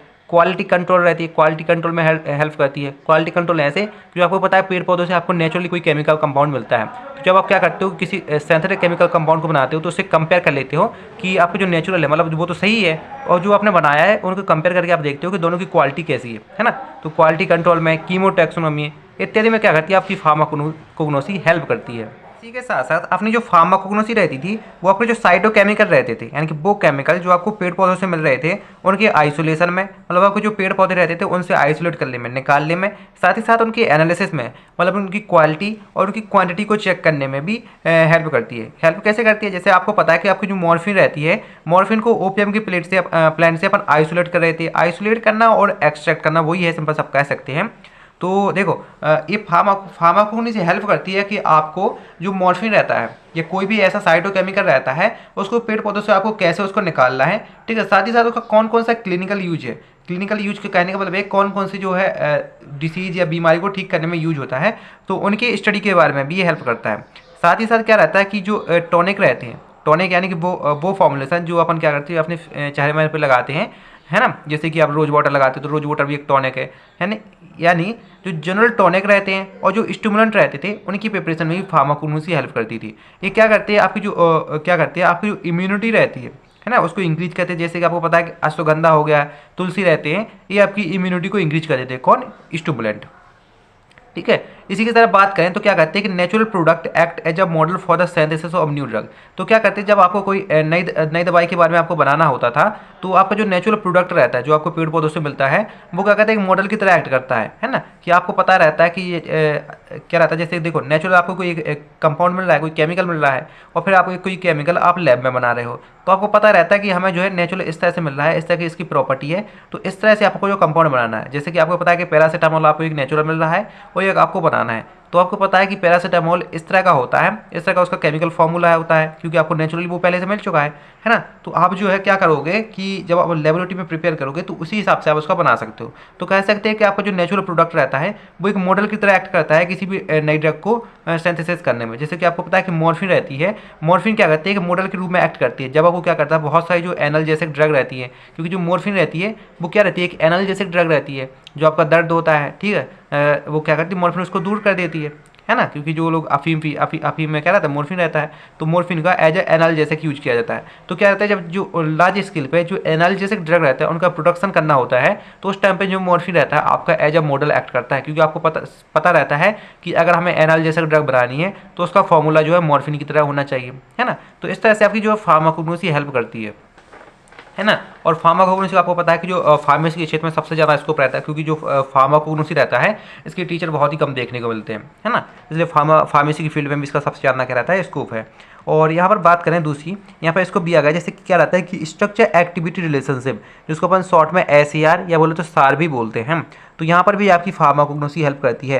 देखो स्ट्रक्चर एक्टिविटी रिलेशनशिप में अपन क्या करते हैं, कोई भी अपना कंपाउंड रहता है तो उसके स्ट्रक्चर में चेंज करके अपन उस मॉलिक्यूलर कंपाउंड की या बोले उस कंपाउंड की जो बायोलॉजिकल एक्टिविटी रहती है, यूज रहते हैं, उसके बारे में आप समझते हैं। इसको थोड़ा समझना कैसे कि जैसे आपको पता है कि अपना कोई कंपाउंड है, ठीक है, एक कोई अपना कंपाउंड है जो कि आप बेंजीन की तरह है, तो इस वाले कंपाउंड का कोई अलग यूज है, जैसे कि ये वाला कंपाउंड आपके फीवर में यूज हो रहा हो, है ना। तो अब अपन क्या करेंगे, इसमें कुछ इसके स्ट्रक्चर में कुछ चेंजेस कर देंगे। जैसे मान लो यहाँ पर हो सकता है अपन ने CH3 जोड़ दिया, ठीक है, यहाँ पर CH3 जोड़ दिया, है ना, या फिर आपने इसका जो मॉलिक्यूल रिमूव कर दिया, है ना। तो इस तरह से अपन उसमें स्ट्रक्चर में चेंज करके देखते हैं कि उसकी बायोलॉजिकल एक्टिविटी किस तरीके से चेंज हो रही है, कम रही है कि बढ़ रही है। जैसे कि अभी देखो अपना नॉर्मल बेंजीन था वो फीवर में यूज हो रहा था, और अपन ने कुछ इसमें जैसे चेंजेस कर दिया, अपने मीथेन जोड़ दिया, तो अब क्या हो, ये फीवर में यूज हो रहा था, अब साथ ही वॉमिटिंग में यूज होने लगा, ठीक है, हेडेक में यूज होने लगा, है ना। या फिर हो सकता है कि फीवर में पहले वो काम कर रहा था और अब आपने उसके स्ट्रक्चर चेंज किया तो अब वो काम नहीं कर रहा है ना। तो कहने का मतलब ये है कि अपन उसके स्ट्रक्चर में चेंज करके अपन उसकी जो बायोलॉजिकल एक्टिविटी रहती थी, ठीक, उनके बारे में अपन स्टडी करते हैं। जैसे इसलिए तो दिया गया है कि स्ट्रक्चर एक्टिविटी, यानी कि एक्टिविटी और स्ट्रक्चर के बीच में रिलेशनशिप, तो अपन स्ट्रक्चर एक्टिविटी रिलेशनशिप में देखते हैं। तो यहाँ पर भी आपकी जो फार्माकोग्नोसी हेल्प करती है। इसी के साथ साथ जो हर्बल फॉर्मुलेशन रहती थी उनकी प्रिपरेशन भी अपन फार्माकोग्नोसी में अपन फार्माकोग्नोसी हेल्प करती है ना, कि हर्बल फॉर्मुलेशन किस तरह से बनाए जाते हैं। साथ ही साथ जो बायोसिंथेटिक और बायोजेनेटिक पैथवे इन्वेस्टिगेशन होती है उसमें भी फार्माकोग्नोसी हेल्प करती है। अब जब नेक्स्ट सेमेस्टर में जाओगे और 5th सेमेस्टर में, तो वहाँ पर आप बायोजेनेटिक और बायोसिंथेटिक पैथवे पढ़ोगे, है ना। जैसे आपने क्रेब्स साइकिल देखी थी, ठीक है, ग्लाइकोलाइसिस पैथवे देखा था, इसी तरह से और भी पैथवे होते हैं। तो उसमें अपन बेसिकली क्या करते हैं कि जो पेड़ पौधे रहते थे इनके अंदर जो मेटाबोलाइट्स रहते हैं, प्राइमरी सेकेंडरी मेटाबोलाइट्स रहते हैं, ये किस तरह से बन रहे होते हैं, है ना, इस तरह से कैसे ये पैथवे वर्क करते हैं, है ना, ये सब अपन डिस्कस करते हैं, है ना। अब यहाँ पर बात आती है कि प्राइमरी सेकेंडरी मेटाबोलाइट्स क्या होते हैं। तो आपको पता है कि प्राइमरी मेटाबोलाइट यानी जैसे कार्बोहाइड्रेट हो गया, लिपिड हो गया, प्रोटीन हो गया, न्यूक्लिक एसिड हो गया, है ना। और सेकेंडरी जैसे कि एल्कलॉइड, स्टेरॉइड, ठीक है, फिनोलिक, एसेंशियल ऑयल, है ना, ये सेकेंडरी मेटाबोलाइट होते हैं। तो अपन बायोसिंथेटिक और बायोजेनेटिक पैथवे इन्वेस्टिगेशन में अपन क्या देखते हैं कि जो पेड़ पौधों के अंदर प्राइमरी और सेकेंडरी मेटाबोलाइट रहते हैं किस तरीके से बन रहे होते हैं, कैसे इनका पैथवे वर्क करता है, तो इन सभी की स्टडी करने में भी आपका जो है हेल्प करता है कौन, फार्माकोग्नोसी। और इसके साथ साथ क्या रहता है, जो मेडिसिनल प्लांट रहते थे उनकी कल्टीवेशन और कलेक्शन में, मतलब उनकी खेती करने में, साथ ही साथ उनको कलेक्ट करने में भी हेल्प करता है। जैसे कि कौन कौन सी मेडिसिनल प्लांट, जैसे क्लॉव हो गया, ठीक है, सेंचुना हो गया, सेन्ना हो गया, ओपियम इत्यादि क्या है आपके मेडिसिनल प्लांट हैं। तो इन सभी के कल्टीवेशन में, मतलब खेती में, साथ ही साथ कलेक्शन में आपकी फार्माकोग्नोसी हेल्प करती है। तो ये तो सिंपल सा आपका स्कोप हो गया फार्माकोग्नोसी के बारे में। अब हम बात करते हैं कि आपकी जो क्रूड ड्रग रहती है इनके सोर्स कौन कौन से हैं, इनके बारे में अपन डिस्कस कर लेते हैं। अभी तक अपन बात कर रहे थे कि अपना फार्माकोग्नोसी क्या होती है, फाइटोकेमिस्ट्री क्या होती है, और फार्माकोग्नोसी की हिस्ट्री और स्कोप क्या है। अब आपके सिलेबस में जो चैप्टर 1 है इसी में दिया गया है कि आपकी जो क्रूड ड्रग है इनके कौन कौन से सोर्स है, तो उन्हीं के बारे में जो अपन यहाँ पर डिस्कस करेंगे, है ना। मतलब कहने का मतलब है अपन कंप्लीटली चैप्टर डिस्कस करेंगे। अपना जो फर्स्ट चैप्टर है पूरा चैप्टर इस वीडियो में डिस्कस करेंगे। वीडियो थोड़ा लंबा हो जाएगा, 1 घंटे का 1.5 घंटे का हो जाएगा, लेकिन उसको एडजस्ट करना है ना, क्योंकि अपना कंप्लीटली चैप्टर डिस्कस कर रहे हैं। और नोट्स के लिए देखो व्हाट्सएप ग्रुप की लिंक दी है, तो वहाँ आप ज्वाइन कर लेना, वहाँ पर मैं प्रोवाइड करा देता हूँ, है ना। तो सबसे पहले अपन बात करें सोर्स ऑफ ड्रग की। तो देखो आपको पता है कि जब अपन पढ़ रहे थे नेचुरल सोर्स, तो उसमें देखा था कि आपने जो ड्रग रहती है वो प्लांट, एनिमल, मैरीन और जो माइक्रो ऑर्गेनिज रहती हैं उनसे मिलती है।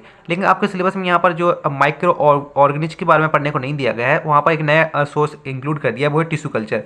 तो इन्हीं 4 के बारे में अपन को पढ़ना है। तो सबसे पहले बात करें अपन जो है प्लांट सोर्स की। तो देखो आपको पता है कि अब बहुत टाइम पहले से, जब से ही फार्मेसी की और मेडिसिन की शुरुआत हुई थी, तब से ही जो है अपन को बहुत सारी बीमारियों का अपन जो इलाज किससे कर रहे थे, अपन पेड़ पौधों से कर रहे थे।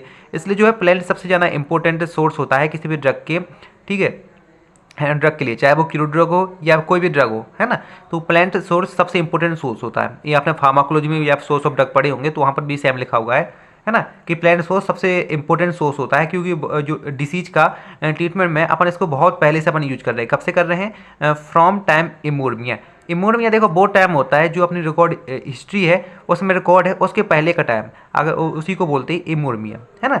तो देखो बहुत टाइम पहले से ही, शुरुआत से ही, जब से अपन क्या क्या किसी भी डिसीज को ठीक करना स्टार्ट किया है, तभी से अपन जो है पेड़ पौधों का, औषधियों का अपन यूज करते आ रहे हैं इनको ठीक करने के लिए। और आपको पता है कि जो प्लांट सोर्स होता है सबसे ओल्डेस्ट सोर्स होता है, कि आप ओल्डेस्ट कह सकते हैं या बोल सकते हैं सबसे पहला सोर्स ही प्लांट सोर्स है ना। तो प्लांट सोर्स सबसे ओल्डेस्ट सोर्स होता है किसी भी ड्रग के लिए। और अभी तक जितनी भी ड्रग आती है उनमें से लगभग 25% जो ड्रग हैं वो कहाँ से आती है, प्लांट सोर्स से आती हैं, है ना। और जो एंशियंट टाइम है यानी पुराने ज़माने में भी सबसे ज़्यादा ड्रग जो है कहाँ से आती थी, अपने पेड़ पौधों से आती थी। अब क्या होता है कि जो पेड़ पौधे रहते हैं, चाहे प्लांट हो गया या उनकी फैमिली हो गई, ठीक है, वो क्या रहती है, बायोलॉजिकल एक्टिव सब्सटेंस क्या रहती हैं, कंटेंट रहती हैं, उनमें बायोलॉजिकल एक्टिव सब्सटेंस प्रेजेंट रहता है। और आपको पता है कि बायोलॉजिकल एक्टिव सब्सटेंस ही किसी भी बीमारी को ठीक करने के लिए रिस्पॉन्सिबल होता है। जैसे कि अपन बात करें जो लेविटाई फैमिली होती है, लेविटाई फैमिली में आपकी बेसिकली पुदीना, तुलसी इत्यादि आते हैं। और रोटेशिया फैमिली में आपका लीमोन, लीमोन मतलब आपका नींबू, ठीक है, रोटेशिया फैमिली में आता है। और पापावरेशिया फैमिली में आपका ओपियम मतलब अफीम आता है। तो इनकी फैमिली दी है, ये आपके प्लांट दिए हैं। तो आपको पता है चाहे वो प्लांट्स की फैमिली हो या प्लांट हो, सभी क्या रहते हैं, बायोलॉजिकल एक्टिव सब्सटेंस प्रेजेंट रहता है उनमें। और अगर बायोलॉजिकल एक्टिव सब्सटेंस प्रेजेंट है तो बेसिक सी बात है वो एज अ ड्रग के रूप में एक्ट करेगा, क्योंकि आपको पता है कि जो बायोलॉजिकल एक्टिव सब्सटेंस होता है, या अपन इसको सिंपली एपीआई कह सकते हैं ना, तो यही क्या रहता है, रिस्पॉन्सिबल रहता है किसी भी बीमारी या डिसीज के ट्रीटमेंट के लिए। और आपको पता है जो पेड़ पौधे होते हैं इनके सभी पार्ट, जैसे अभी मैंने शुरुआत में भी बताया था, चाहे वो लीव्स हो, स्टेम हो, बार्क हो, फ्रूट हो, रूट्स हो, है ना, मतलब सभी पार्ट क्या रहता है, एज ए क्रूड ड्रग के रूप में एक्ट करता है, किसी भी जो बीमारी के डिसीज के ट्रीटमेंट में उसका यूज किया जाता है। और जो आपके जो पेड़ पौधे होते हैं, प्लांट्स होते हैं, वो दो तरह के होते हैं, एक होता है एंजियोस्पर्म, एक होता है जिम्नोस्पर्म। एंजियोस्पर्म उन पेड़ों को कहा जाता है, उन प्लांट्स को कहा जाता है जिनमें क्या होता है, फूल होता है, मतलब फ्लेवरिंग प्लांट को अपन एंजियोस्पर्म कहते हैं। और जो नॉन फ्लेवरिंग प्लांट जिनमें फूल नहीं आता है उन्हें अपन जिम्नोस्पर्म कहते हैं। और जो एंजियोस्पर्म रहते हैं ये क्या होते हैं, यूजफुल सोर्स होते हैं, जैसे ग्लाइकोसाइड होता है, वोलेटाइल होता है, और एल्कोलॉइड जैसे कि बेलाडोना। इनका सबसे अच्छा सोर्स कौन सा होता है, एंजियोस्पर्म होते हैं। वहीं अगर जिम्नोस्पर्म की बात करें तो जैसे ऑयल हो गए, रेजिन हो गए, एल्कलॉइड हो गए, एल्कलॉइड जैसे कि एफेड्रा, इन सभी का इंपॉर्टेंट सोर्स क्या होता है, जिम्नोस्पर्म होता है। तो आपको ये याद करना पड़ेगा कि कौन सा सोर्स किसके लिए रिस्पॉन्सिबल है ना। थोड़ी सी आपको मेहनत करनी पड़ेगी, ये जो फार्माकोग्नोसी सब्जेक्ट है थोड़ा सा रट्टा मारने वाला है। अब यहाँ पर बात करें सबसे पहले लीव्स की, क्योंकि अपन इनको क्रम से इनके एग्जाम्पल के रूप में देख लेते हैं। आप चाहो तो वो एग्जाम्पल जो डायग्राम मैंने शुरुआत में आपको बताया था वो भी यहाँ पर बना सकते हो, उसमें भी एग्जाम्पल लिख सकते हो, है ना। और चाहो तो आप थ्योरी को भी याद कर सकते हो, ये आपकी चॉइस पर डिपेंड करता है ना। तो लीव्स की बात करें तो जो लीव्स रहती है, ठीक है, बहुत सारे प्लांट्स की लीव्स जो है as a crude drug act करती है। जैसे कि एग्जाम्पल की बात करें तो यूकेलिप्टस की लीव रहती है, तो यूकेलिप्टस की लीव से अपन क्या होता है, यूकेलिप्टस का ऑयल प्राप्त होता है ना। तो यूकेलिप्टस की ऑयल लीफ से यूकेलिप्टस ऑयल प्राप्त होता है, जिसका अपन क्या करते हैं, जो कफ रहता है, कफ की सिरप बनाने में यूज करते हैं। क्योंकि जो यूकेलिप्टस ऑयल होता है वो एक्सपेक्टोरेंट होता है ना, बहुत अच्छा एक्सपेक्टोरेंट होता है, इसलिए जो कफ की सिरप बनाने में इसका यूज करते हैं। ऐसी जो तम्बाकू की पत्तियां होती हैं वो क्या देती है, आपको निकोटीन देती हैं, है ना, इसलिए इनका भी बहुत सारे जो मेडिसिनल पर्पज से यूज किया जाता है। जो नीम की लीव होती हैं, ठीक है, नीम की लीव क्या होती है, वो एंटी कैंसर, एंटी मलेरिया हो गया, एंटी बैक्टीरियल हो गया, एंटी फंगल एक्टिविटी होती है इनका। इसलिए आपको पता है कि नीम की लीव्स का भी बहुत सारे इन्फेक्शन को ठीक करने में यूज किया जाता है ना। आपने देखा होगा बहुत सारे साबुन भी आते हैं जिनमें जो नीम के एक्टिव कॉन्स्टिट्यूएंट प्रेजेंट रहते हैं। आपने देखा होगा जब इन्फेक्शन हो जाता है कुछ वायरल, है ना, उस टाइम पे आपने देखा होगा। और इसके बाद अपन बात करें फ्लावर की, तो आपको पता है जैसे क्लॉव लॉन्ग रहती है, ठीक है, क्लॉव क्या रहता है, आपको यूजिनोल देता है। और फिर इसका अपन यूज करते हैं जैसे कि बहुत सारी हार्ट डिसीज होती हैं और उनमें अपन इसका यूज करते हैं। डायबिटीज के पेशेंट भी इसका यूज करते हैं। साथ ही साथ जो कैंसर के प्रिवेंटेशन में भी अपन क्लॉव का यूज करते हैं। और दूसरी बात करें तो रोज़ की, गुलाब का फूल है, उससे क्या होता है, आपको रोज वाटर मिलता है, और रोज वाटर को आप एज ए टॉनिक फेस पे लगाने के लिए आप इसका यूज करते हो, सिंपल चीज़। और वहीं फ्रूट की बात करें तो जैसे आपको पता है कि जो सेनापॉड होता है वो क्या होता है, फ्रूट होता है, वो क्या देता है, एंथ्रासीन देता है। और एंथ्रासीन का अपन यूज करते हैं पर्जेटिव के रूप में। और पर्जेटिव वो एजेंट होते हैं जिनका यूज किया जाता है कॉन्स्टिपेशन को ठीक करने के लिए। इसके साथ साथ दूसरा सबसे सही एग्जाम्पल और आसान एग्जाम्पल है वो कोरिएंडर का। कोरिएंडर यानी धनिया। तो आपको पता है जो कोरिएंडर रहता है, धनिया रहता था, इसका यूज किया जाता है कॉन्स्टिपेशन में, यानी कि एज अ पर्जेटिव, ठीक है, कॉन्स्टिपेशन को ठीक करने के लिए। नोजिया वो बीमारी होती है जब आपको नींद नहीं आती है ना, तो नोजिया को ठीक करने के लिए। साथ ही साथ जो हाई ब्लड प्रेशर रहता था उसको ठीक करने के लिए भी आप जो है धनिया का यूज करते हो, यानी कोरिएंडर का यूज करते हो, है ना। उसकी बात करें अपन सीड्स की, तो सीड होते हैं बीज, है ना, जो तो आपको पता है जैसे कैस्टर सीड हो गया, ठीक है, कैस्टर सीड क्या देता है, कैस्टर ऑयल देता है। कैस्टर को अपन क्या बोलते हैं, अरंडी बोलते हैं, है ना। तो कैस्टर सीड का जो कैस्टर ऑयल की ट्रीटमेंट में यूज करते हैं। साथ ही साथ जो सरसों के सीड रहते हैं यानी कि मस्टर्ड सीड, ठीक है, उनका भी बहुत सारी जगह यूज करते हैं, है ना। तो रूट की बात करें तो रूट भी बहुत अच्छा क्रूड ड्रग का एग्जांपल हो सकता है। जैसे आपको पता है सर्पगंधा है, सर्पगंधा को अपन एज ए क्रूड ड्रग के रूप में यूज कर रहे थे। रोवोल्फिया सर्पेंटिना है जिसका यूज किया जाता है, हाइपरटेंशन रहता है, जब ब्लड प्रेशर बढ़ जाता है तो उसके ट्रीटमेंट अपन इसका यूज करते हैं, है ना। तो ये रूट के एग्जाम्पल होगा। अब अपन बात बार्क की करें तो देखो, जैसे आपको पता है सिंचोनाम बार्क होती है, ठीक है, सिन्नामोन बार्क होती है, ये ठीक है, इन सभी का जो है क्रूड ड्रग के रूप में यूज करते हैं अपन, है ना। तो आपको पता है जैसे सिंचोना बार्क होती है, सिंचोना बार्क में क्या रहता है, आपका जो क्विनिन और क्विनिडीन नाम का जो केमिकल प्रेजेंट रहता था, और एक केमिकल रिस्पॉन्स रहता है आपके एंटी मलेरिया ड्रग में यूज किया जाता है। और एंटी मलेरिया ड्रग वो होती है जो आपको मलेरिया के ट्रीटमेंट में जिसका यूज किया जाता है ना। इसलिए सिंचोना बार्क को एज अपन क्रूड ड्रग यूज करते हैं क्योंकि ये मलेरिया के ट्रीटमेंट में यूज होता है ना। इसी तरह अपन बात करें स्टेम की, है ना। तो जैसे कि यहाँ पर दिया गया है, यहाँ पर दिया गया जैसे कॉन्ड्रोडेंड्रम टोमेंटोसम, ठीक है, इसमें क्या होता है टोबो क्यूरेरिन, ठीक है, टोबोक्यूरेरिन नाम का केमिकल प्रेजेंट रहता था जो क्या करता था, आपके जो स्केलेटल मसल्स को रिलैक्स कर देता था। जो आपके स्केलेटल मसल्स रहते थे उनको रिलैक्स कर देता है, इसलिए इनका क्या किया जाता है, जो जनरल एनेस्थेसिया के रूप में इसका यूज किया जाता है ना। स्टेम के बारे में हो गया। आप चाहो तो यहाँ पर वो डायग्राम भी बना सकते हो जो आपको शुरुआत में मैंने बताया हुआ था, है ना, ये वाला डायग्राम। तो जब आप इसके बारे में लिखो, है ना, तो इसके बारे में बता सकते हो, क्योंकि यहाँ पर भी आपके सारे के सारे एग्जांपल दिए गए। जैसे फ्लावर में आपका क्लॉव दिया है, सैफरन दिया है, आप रोज लिख लो, ठीक है। इसी तरह फ्रूट में कोरिएंडर, ठीक है, आंवला, ये सब क्या है, फ्रूट है। तो आप एग्जाम्पल चाहो तो खुद से भी आप लिख सकते हो, है ना, एग्जाम्पल। तो इसी तरह बात होगी अपने प्लांट सोर्स की। अब दूसरे सोर्स की बात करें वो है एनिमल सोर्स।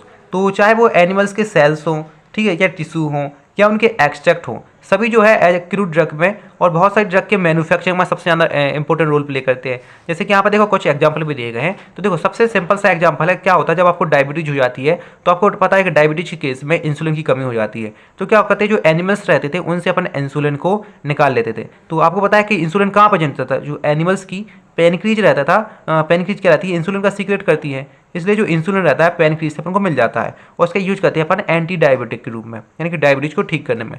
इसी तरह जो आपका ब्लड रहता था वो आपको एनिमल से मिल जाता है और उसका जो है वैक्सीन के बनाने में यूज करते हैं। और हनी, आपको पता है कि जो हनी रहता है, शहद रहता है, वो कहाँ से मिलता है, बीज से, यानी मधुमक्खियों से, है ना। तो उसका यूज करते थे अपन बाउंड हीलिंग के रूप में। मतलब आपको जो घाव लग जाते थे, ठीक है, तो उसको हील करने में, उसके ट्रीटमेंट में, आपको घाव माव लग जाता है, आपने बाउंड हीलिंग पढ़ा होगा पैथोफिजियोलॉजी में।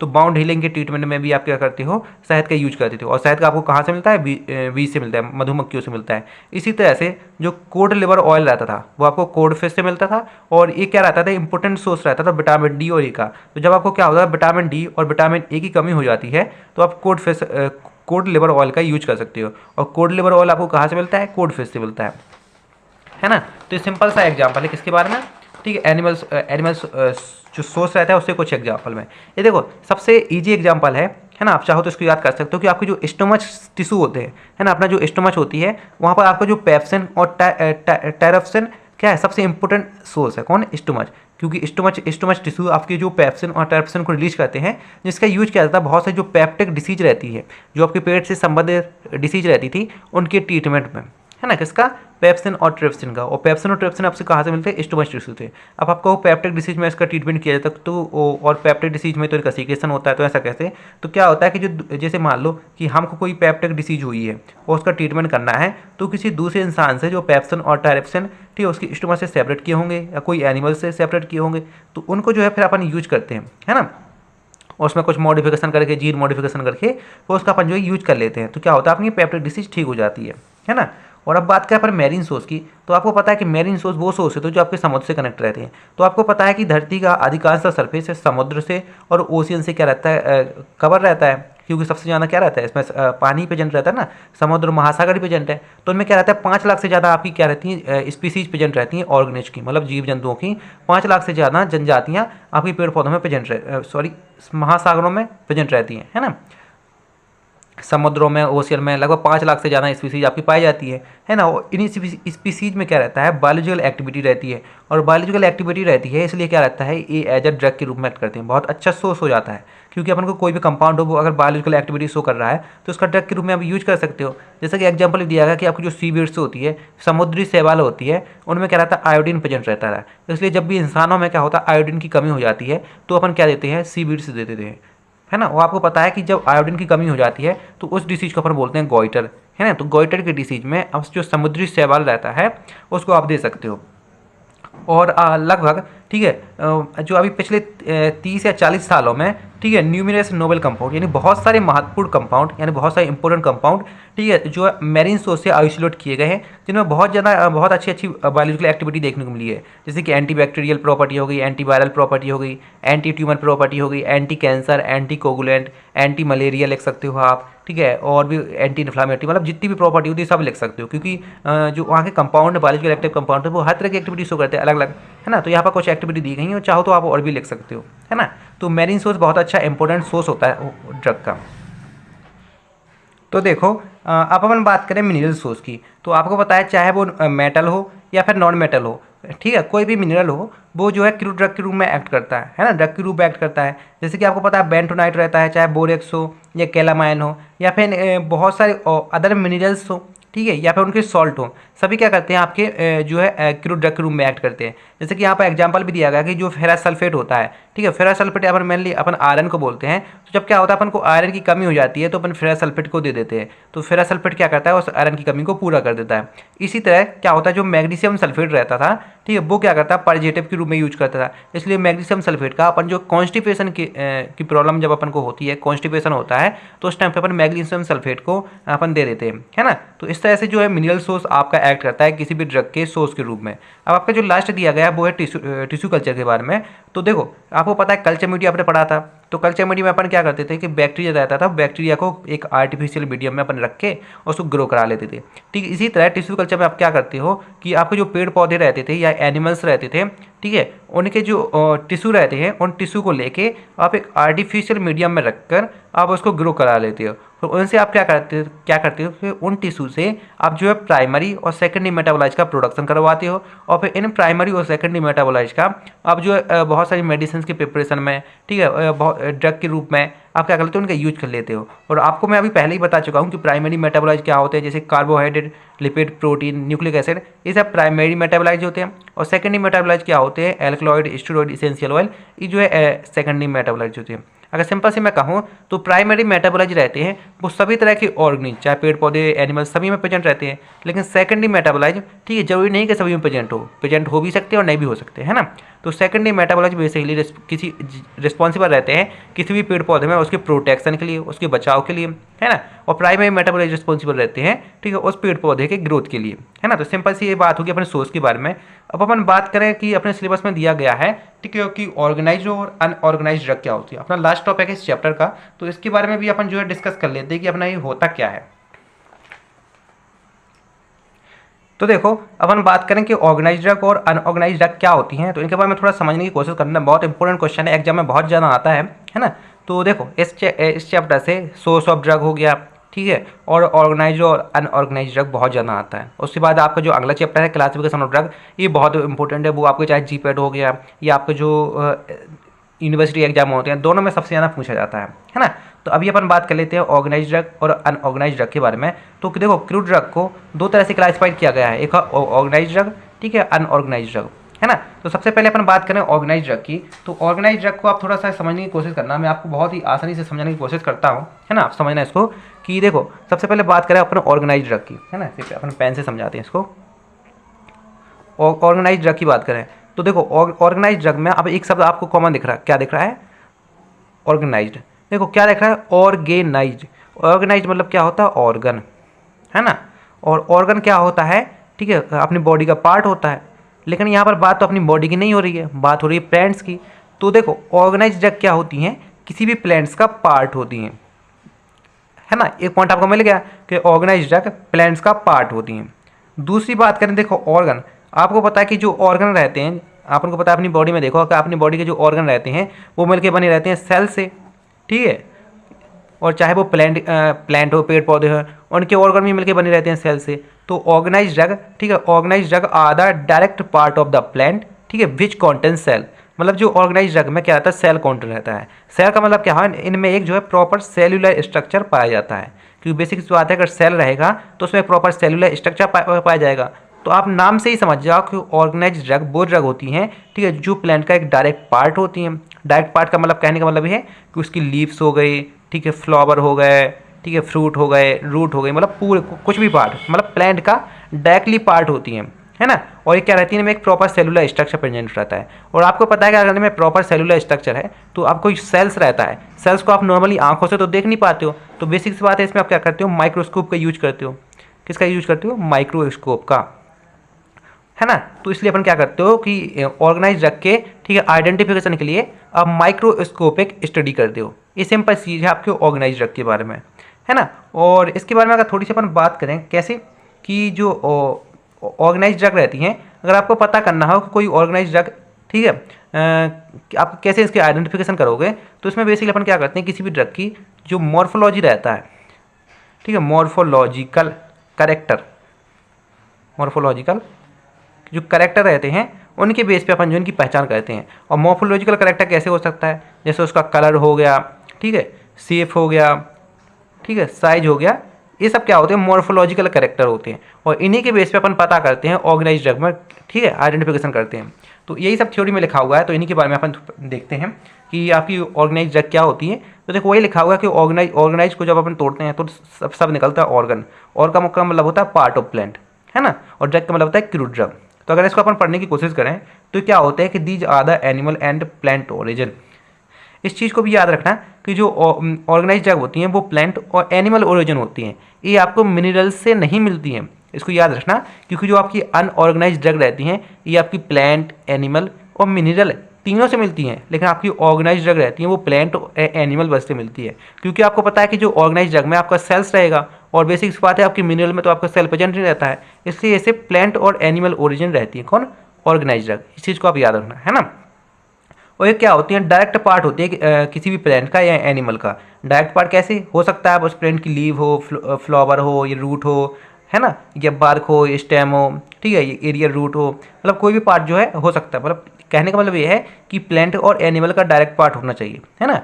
और ये क्या रहता है कि इसमें एक प्रॉपर सेलुलर स्ट्रक्चर प्रेजेंट रहता है। कहने का मतलब ये है कि क्या रहते हैं, सेल्स कॉन्टेंट रहते हैं, साथ ही साथ ये क्या रहते हैं, सॉलिड नेचर के रहते हैं, है ना।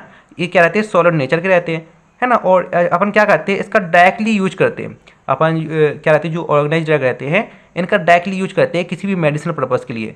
साथ ही साथ इनके जो एक्सट्रैक्ट रहते हैं, है ना, इसके अंदर जो बायोलॉजिकल एक्टिव कॉन्स्टिट्यूएंट प्रेजेंट रहता है, केमिकल प्रेजेंट रहता है, ठीक है, एक्टिव कॉन्स्टिट्यूएंट प्रेजेंट रहता था, उसको अपन एक्सट्रैक्ट कर लेते हैं, निकाल लेते हैं, फिर उसका अपन यूज करते हैं कि हर्बल टी के फॉर्म में, ठीक है, या फिर जो टिंचर के फॉर्म में। साथ ही साथ अपने इसका जो ऑर्गेनाइज ड्रग रहता है इनका आइडेंटिफिकेशन करते हैं अपन जो इसकी मॉर्फोलॉजिकल करेक्टर के बेस पे। मॉर्फोलॉजिकल करेक्टर मतलब इसके साइज हो गया, शेप हो गया, कलर, इनके बेस पे अपन आइडेंटिफिकेशन करते हैं, है ना, ऑर्गेनाइज ड्रग का। और यहाँ पर देखो इनकी पहचान के लिए, इनके आइडेंटिफिकेशन के लिए जो माइक्रोस्कोपिक करेक्टर क्या रहता है, ठीक है, are one of the most important criteria for identification. क्योंकि आपको पता है कि इसमें क्या रहता है, प्रॉपर सेलुलर स्ट्रक्चर प्रेजेंट रहता है, और सेलुलर स्ट्रक्चर प्रेजेंट रहता है, इसलिए इसकी क्या करते हैं अपन, माइक्रोस्कोपिक स्टडी करते हैं, है ना। और फिर वही सेम एग्जाम्पल लिखिए जो अपन बार बार देखते आ रहे हैं कि जैसे फ्लावर का एग्जाम्पल है क्लॉव हो गया, अब यहाँ पर पायरेथ्रम, ठीक है, क्लॉव, पायरेथ्रम। और लीव्स के बारे में जैसे सेना, तुलसी, नीम, ये लीव है, ठीक है, बार्क जैसे सिन्नामोन, सिंचुना, ठीक है, एक बुक रूट जो बार्क प्लांट्स की बार्क है, ठीक है। फ्रूट के एग्जांपल है जैसे कोरिएंडर हो गया, आंवला हो गया, ठीक है। रूट और रिजोम की बात करें तो सर्पगंधा हो गया, जिंगर यानी कि अदरक, टर्मरिक, हल्दी, एक क्रूड ड्रग के एग्जांपल हैं जो आप पहले भी आप देख चुके हो।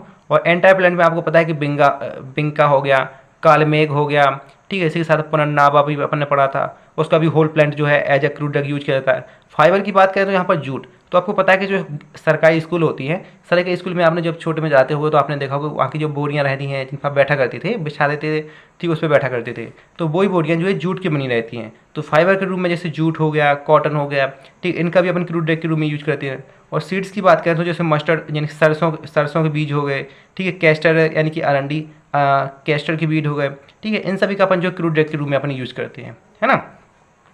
अब अपन बात करें तो क्रूड ड्रग के बारे में बात होगी। अब दूसरा है अपना अनऑर्गेनाइज ड्रग, है ना, क्योंकि क्रूड ड्रग का दो क्लासिफिकेशन है, organise to unorganise. Unorganise drug है ऑर्गेनाइज ड्रग के अपोजिट है, क्योंकि जब आप शब्द को तोड़ते हो तो एक आता है अन और ऑर्गेनाइज, मतलब नॉट ऑर्गन, मतलब इसमें जो है अनऑर्गेनाइज ड्रग रहती हैं वो किसी भी प्लांट का डायरेक्ट पार्ट नहीं होती हैं। साथ ही साथ ये क्या रहती है, जो प्लांट एनिमल से तो आपको मिलती हैं, साथ ही साथ ये मिनरल से भी मिलती हैं। और इनमें क्या रहता है, क्योंकि ये देखो इसमें ऑर्गन का डायरेक्ट पार्ट नहीं होती है, इसलिए इसमें क्या रहता है, ऑर्गन मतलब सेल्स, ठीक है। तो नॉट सेल और नॉट पार्ट, मतलब किसी भी प्लांट और एनिमल का डायरेक्ट पार्ट नहीं होंगी, ना इसमें कोई भी किसी भी तरह का सेलुलर स्ट्रक्चर प्रेजेंट रहेगा, है ना। तब इसको यहाँ पर समझने की कोशिश करो कि these are not part of plant, मतलब किसी भी प्लांट का पार्ट नहीं है, ठीक है, ना ही एनिमल का पार्ट है। बट क्या होता है, लेकिन क्या रहते हैं, जो प्लांट और एनिमल से ड्राइव्ड होते हैं, है ना, मतलब उनका पार्ट नहीं है लेकिन उनसे मिलते हैं, है ना। और इनको क्या किया जाता है कि कुछ जो फिजिकल प्रोसेस होती है, जैसे कि एक्सट्रैक्शन हो गई, डिकॉक्शन हो गई, डिस्टिलेशन हो गई, इंसिजन हो गई, एक्सप्रेशन हो गई, या फिर कोई नेचुरली सीक्रेशन के द्वारा आप जो पेड़ पौधों और एनिमल से इनका ले लेते हैं, ठीक है, निकाल लेते हैं। बट ये उनकी जो जैसे अपने देखा ना ऑर्गेनाइज ड्रग में कहीं उनके फूल यूज करते थे, फ्रूट यूज करते थे, ठीक है, सीड्स यूज करते थे, इस तरह से नहीं किया जाता है। इनमें क्या किया जाता है कि जो पेड़ पौधे रहते थे उनमें अपन कुछ फिजिकल प्रोसेस अप्लाई करते हैं, और अप्लाई करने के बाद उसके अंदर के जो बायोलॉजिकल एक्टिव कॉन्स्टिट्यूंट होते हैं, ठीक है, वो केमिकल्स होते हैं, उनको अपन निकाल लेते हैं, और उन केमिकल को निकाल के अपन जो है उसका ड्रग के रूप में अपन उनका यूज करते हैं। उनको निकालने के लिए बहुत सारी जैसी प्रोसेस है, जैसे कि एक्सट्रैक्शन हो गई, ठीक है, एक्सट्रैक्शन में डिकॉक्शन एक प्रोसेस है, ठीक है। डिकॉक्शन में अपन क्या करते हैं कि अपना जो ड्रग रहती है उसको पाउडर फॉर्म में कन्वर्ट करके अपन पानी में रखे रहने देते हैं, ठीक है, जिससे क्या होता है उसके अंदर के केमिकल जो है पानी में आ जाते हैं, है ना। तो डिकॉक्शन करते हैं, चाय बनाने वाली प्रोसेस आपको पता होगी ना, वही सेम। उसके बाद डिस्टिलेशन करते हैं, डिस्टिलेशन आपने इंजीनियर में पढ़ा होगा कैसे करते हैं। तो इंसिजन मतलब उसमें अपन चीरा लगा देते हैं ऐसे खरोच के, है ना, इंसिजन करके, एक्सप्रेशन करके, उसको दबा के, जैसे आपको पता है कि सरसों का तेल रहता है तो उसको आप दबा देते हैं तो तेल निकल आता है। या फिर जो नेचुरली सीक्रेशन होती है, मतलब अपने आप उसका सीक्रेशन होता है ना। जैसे पपीते के दूध में आप थोड़ा सा इंसिजन लगा देते हो ना, तो वहाँ से पपीते से थोड़ा सा सफ़ेद सफ़ेद कलर का दूध निकलता है ना, तो वो इंसिजन करके निकलता है। कुछ में जो है आप देखते हो कि कुछ पेड़ पौधे रहते हैं उनमें नेचुरली निकलता है, अपने आप निकलता है, तो नेचुरली सीक्रेशन होता है। तो इस तरह करके आपको जो है क्रूड ड्रग आपको मिल जाती है ना। और एक क्या रहती है, इनमें जो एक प्रॉपर सेलुलर स्ट्रक्चर प्रेजेंट नहीं रहता है ना, क्योंकि इनमें जो है सेल कंटेंट नहीं रहता है, सेलिन प्रेजेंट नहीं रहता था। और आपको पता है कि ऑर्गेनाइज ड्रग थी आपकी वो सिर्फ सॉलिड थी, लेकिन अनऑर्गेनाइज ड्रग आपकी सॉलिड भी हो सकती है, सेमी सॉलिड भी हो सकती है, और लिक्विड, तीनों नेचर की हो सकती है। साथ ही साथ इसके आइडेंटिफिकेशन के लिए अपन ऑर्गेनोलेप्टिक कैरेक्टर का यूज करते हैं। ऑर्गेनोलेप्टिक कैरेक्टर मतलब उसके टेस्ट के रूप में, स्मेल के रूप में, या फिर ऑर्डर या टच, ये ऑर्गेनोलेप्टिक कैरेक्टर हैं। और इन्हीं कैरेक्टर के बेस पे अपन जो है आइडेंटिफिकेशन करते हैं किसका, अनऑर्गेनाइज ड्रग का। ऑर्गेनाइज ड्रग में सिंपली था कि आप उसकी मॉर्फोलॉजी, मतलब उसके साइज, शेप, कलर के अनुसार देख लेते थे। इसमें उसके टेस्ट, स्मेल, ऑर्डर और टच के अनुसार अपन देखते हैं। और आपको पता है कि क्योंकि इसमें प्रॉपर इसमें सेल प्रेजेंट नहीं रहते हैं, इसलिए जो इसकी माइक्रोस्कोपिक स्टडी आपको रिक्वायर्ड नहीं रहती है उसके आइडेंटिफिकेशन के लिए, बल्कि इसके लिए अपन क्या करते हैं, केमिकल टेस्ट रहते हैं और कुछ फिजिकल स्टैंडर्ड अपन फॉलो करके कंफर्म करते हैं कि नहीं हमारी ड्रग जो हमें चाहिए थी वो ही है ना। केमिकल टेस्ट में अपन क्या करते हैं कि अपन ने जो केमिकल अपन ने एक्सट्रैक्ट किया हुआ है, निकाला हुआ है, उसको किसी केमिकल, दूसरे केमिकल के साथ उसको कुछ रिएक्शन करा देते हैं, और फिर अपन इसका देखते हैं जैसे कि कलर वलर के हिसाब से, है ना। इस तरह से अपन क्या करते हैं, केमिकल टेस्ट परफॉर्म करते हैं, या फिर उसकी जो फिजिकल स्टैंडर्ड लगाते हैं, है ना, मतलब फिजिकल पैरामीटर होते हैं, जैसे सॉल्युबिलिटी के अनुसार देखते हैं, कहीं उसके टच के अनुसार, कहीं स्मेल के अनुसार, मतलब ऐसे बहुत सारे उसकी जो फिजिकल स्टैंडर्ड लगा के अपन कंफर्म करते हैं कि नहीं हमें जो ड्रग चाहिए थी, हमने अपने जो प्लांट से वो इसी ड्रग को अपन ने आइसोलेट किया है, एक्सट्रैक्ट किया है। अपन बात करें अनऑर्गेनाइज ड्रग के क्लासिफिकेशन के बारे में, तो यहाँ पर देखो जैसे दिया गया है अपने सिलेबस में कि dried latex, dried juice, gum and mucilage, oleo resins, oleo gum resins, है ना, ये कुछ दिए गए हैं। तो इनके बारे में भी अपन को पढ़ना है, तो इनके बारे में अपन देख लेते हैं क्या होता है। तो सबसे पहले अपन बात करते हैं ड्राई लेटेक्स के बारे में कि ड्राई लेटेक्स होता क्या है।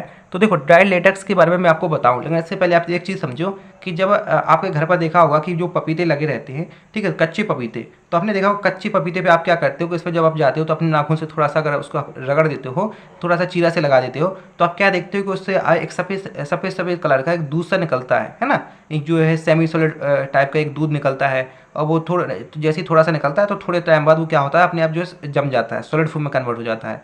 तो वो जो दूध सा निकलता है जो पपीते के फल से, ठीक है, उसी को बोलते हैं अपन लेटेक्स, है ना। और वो लेटेक्स क्या होता है, सेमी सॉलिड होता था, मतलब ना पानी होता था ना वो होता है, मतलब थोड़ी टाइम बाद वो जम जाता था, है ना। तो ड्राई लेटेक्स क्या है, वही एक्वा सस्पेंशन है ना, वही वाइट एक्वा सस्पेंशन है, white aqua suspension type substance है ना, जो आपको पेड़ पौधों से आपको मिलता है, जो कहाँ से ऑब्टेन होता है, ट्री से ऑब्टेन होता है, या बोल सकते उसकी जो पेड़ पौधों की स्टेम से ऑब्टेन होता है। जैसे एग्जांपल भी दिया गया, जैसे ओपियम होता है, अफीम का पेड़ होता है, ठीक है, उससे भी आपको निकलता है, और आपको जो पपीता से भी निकलता है ना। तो आप ये समझो कि या तो ओपियम का फल बना हुआ है, या फिर आपको जो पपीता बना हुआ है। तो इसमें आप क्या करते हो, जो इंसिजन है अपने नाखून से इस तरह से आप चीरे लगा देते हो, तो आप क्या देखते हो, कुछ टाइम के बाद आपको जो लेटेक्स मतलब वाइट कलर का एक सब्सटेंस सा, एक सॉल्यूशन सा, सस्पेंशन सा निकलता है, तो आप उसको निकाल के आप क्या करते हो, ड्राई कर लेते हो। तो ये क्या हो जाता है, आपका ड्राई लेटेक्स है। चाहे आप ओपियम लिख दो या आप जो पपेल लिख दो, है ना, वही सेम चीज़ है ना। और ये आपका फल बना हुआ है, कन्फ्यूजन हो ना, फल बना हुआ है ना। तरीका थोड़ा अलग हो सकता है, लेकिन आप समझने के लिए आप इसको बना सकते हो, है ना। कि आप जो है पपीता रहता है तो उसमें कुछ इंसिजन का मतलब होता है चीरा लगाना, तो आप उसको चीरा लगा देते हो, तो क्या होता है, दूध से निकलता है वाइट टाइप का, ठीक है, एक्वा सस्पेंशन। तो उसको आप क्या करते हो, ड्राइड करके सुखा लेते हो, और फिर उसका आप जो है dry latex as a drug के रूप में उसका यूज करते हो, है ना। दूसरी अपन बात करें ड्राइड जूस की, तो ड्राइड जूस क्या होता है कि जैसे आपका एलोवेरा रहता है, तो एलोवेरा से क्या रहता है कि एलोवेरा का आप जूस को निकाल लेते हो, और निकालने के बाद आप क्या करते हो, उसको ड्राई कर लेते हो, सुखा लेते हो, तो उसका जो है अनऑर्गेनाइज ड्रग के रूप में यूज करते हो, है ना। एंड एलोवेरा का जूस रहता है, उसको पता है बहुत सारी चीज़ों में यूज करते हैं, जैसे कॉन्स्टिपेशन हो गया, ठीक है, स्टोमच का अल्सर हो गया, या फिर विटामिन सी के सोर्स के रूप में इसका यूज करते हो। तो इसका एग्जाम्पल है। ड्राई जूस में अपन कुछ नहीं करते हैं, बस सिंपल सी चीज़ है कि चाहे पेड़ पौधों की पत्तियाँ हो गई या फिर उनकी स्टेम हो गए, ठीक है, उससे क्या कहते हैं, अपन जूस को निकाल के सुखा के अपन ड्रग के रूप में यूज कर लेते हैं। तो ये ड्राइड जूस है। उसके बाद बात करें अपन गम और म्यूकिलेज की, तो देखो गम और म्यूकिलेज दोनों क्या होते हैं, सिमिलर होते हैं, पर इनमें थोड़ा सा डिफरेंस है, वो अभी अपन आगे डिस्कस करते हैं। लेकिन गम और म्यूकिलेज सिमिलर होते हैं, और इनका जब अपन क्या करते हैं, हाइड्रोलाइसिस करते हैं, तो हाइड्रोलाइसिस करने पे अपन को क्या होता है, शुगर और जो यूरिनिक एसिड के मिक्सचर अपन को प्राप्त होता है ना। और गम क्या होता है, तो गम आपको पता है कि जब आप पेड़ पौधों में क्या करते हो, आप उनमें कुछ इंजरी करते हो, है ना, तो आपको क्या है, उससे कुछ गम निकलती है, अपन इसको हिंदी में अपन गाद बोलते हैं। मैं अभी देखो स्क्रीन पे कुछ फोटो डाल दूंगा, तो वहाँ से समझना, है ना। तो वो गम निकलती है ना, वो गम कब निकलती है, जब पेड़ पौधों में आप उसको कुछ इंजरी करते हो। जैसे हम लोग जब छोटे में जाया करते थे, तो एक पेड़ से हम क्या करते उसकी जुकाम को खाया करते थे, तो हम लोग पत्थरों से पहले एक दिन पहले जाके उस पर कुछ पत्थर माराया करते थे, और अगले दिन जाते थे तो हमें निकालते थे, उसमें जो गम निकल आती थी, तो उसको निकाल के हम लोग सुखा के उसको खाया करते थे, है ना। तो क्या करते जो पेड़ पौधों में इंजरी करके आप गम को निकालते हो, जैसे कि एकैसिया हो गया, एकैसिया को अपन बबूल बोलते हैं, और ट्रेगाकैंथ हो गया, इनसे अपन को गम मिलता है। और म्यूकिलेज की बात करें तो म्यूकिलेज रहता है वो जो पेड़ पौधों की सेल्स रहता है, सेल्स के अंदर प्रेजेंट रहता है ना।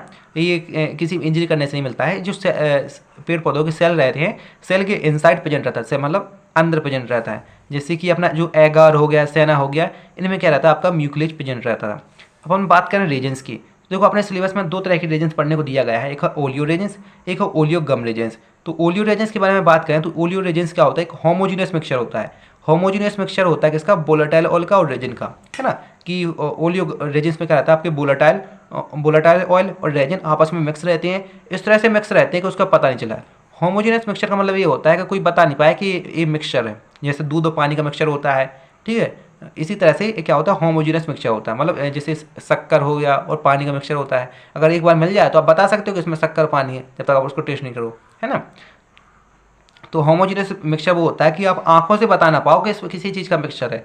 तो क्या होता है, जब वोलेटाइल ऑयल और रेजिन आपस में मिक्स होती है तो उसे बोलते हैं ओलियो रेजिन्स, है ना।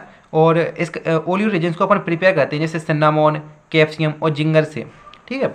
और अब बात करें जो अपना लास्ट दिया गया है ओलियो गम रेजिन्स, तो ओलियो गम रेजेंस में क्या होता है, देखो आपका वोलेटाइल ऑयल और रेजेंस तो कॉमन रहता है, लेकिन इसमें गम यानी कि इसमें तीन चीज़ों का मिक्सचर रहता है, कौन में, किसमें, ओलियो गम रेजेंस में। इसलिए क्या गया ओलियो मतलब वोलेटाइल ऑयल, और रेजेंस और गम मतलब तीनों का क्या होता है, मिक्सचर होता है। जैसे एग्जाम्पल दिए गए हैं, जैसे इंडियन बेडलियम हो गए, ठीक है, और टर्मेरिक हो गई, ठीक है, इनसे आपको क्या होता है, ओलियो गम रेजेंस आपको प्राप्त होता है। तो ये सिंपल सी चीज़ थी आपके इंट्रोडक्शन ऑफ फार्माकोग्नोसी के बारे में। तो अपना कंप्लीटली एक चैप्टर डिस्कस हो चुका है अपने फार्माकोग्नोसी का। और नोट्स के लिए जो आप व्हाट्सएप ग्रुप को ज्वाइन कर लेना। आपको अगर मेरा कंटेंट और मेरी मेहनत अच्छी लगे तो चैनल को भी सब्सक्राइब कर लेना, है ना। और नोट्स आपको व्हाट्सएप ग्रुप में प्रोवाइड करा दूंगा, तो आप वहाँ से उसको डाउनलोड कर लेना। बाकी मिलते हैं फिर कल एक नई वीडियो के साथ। Thank you.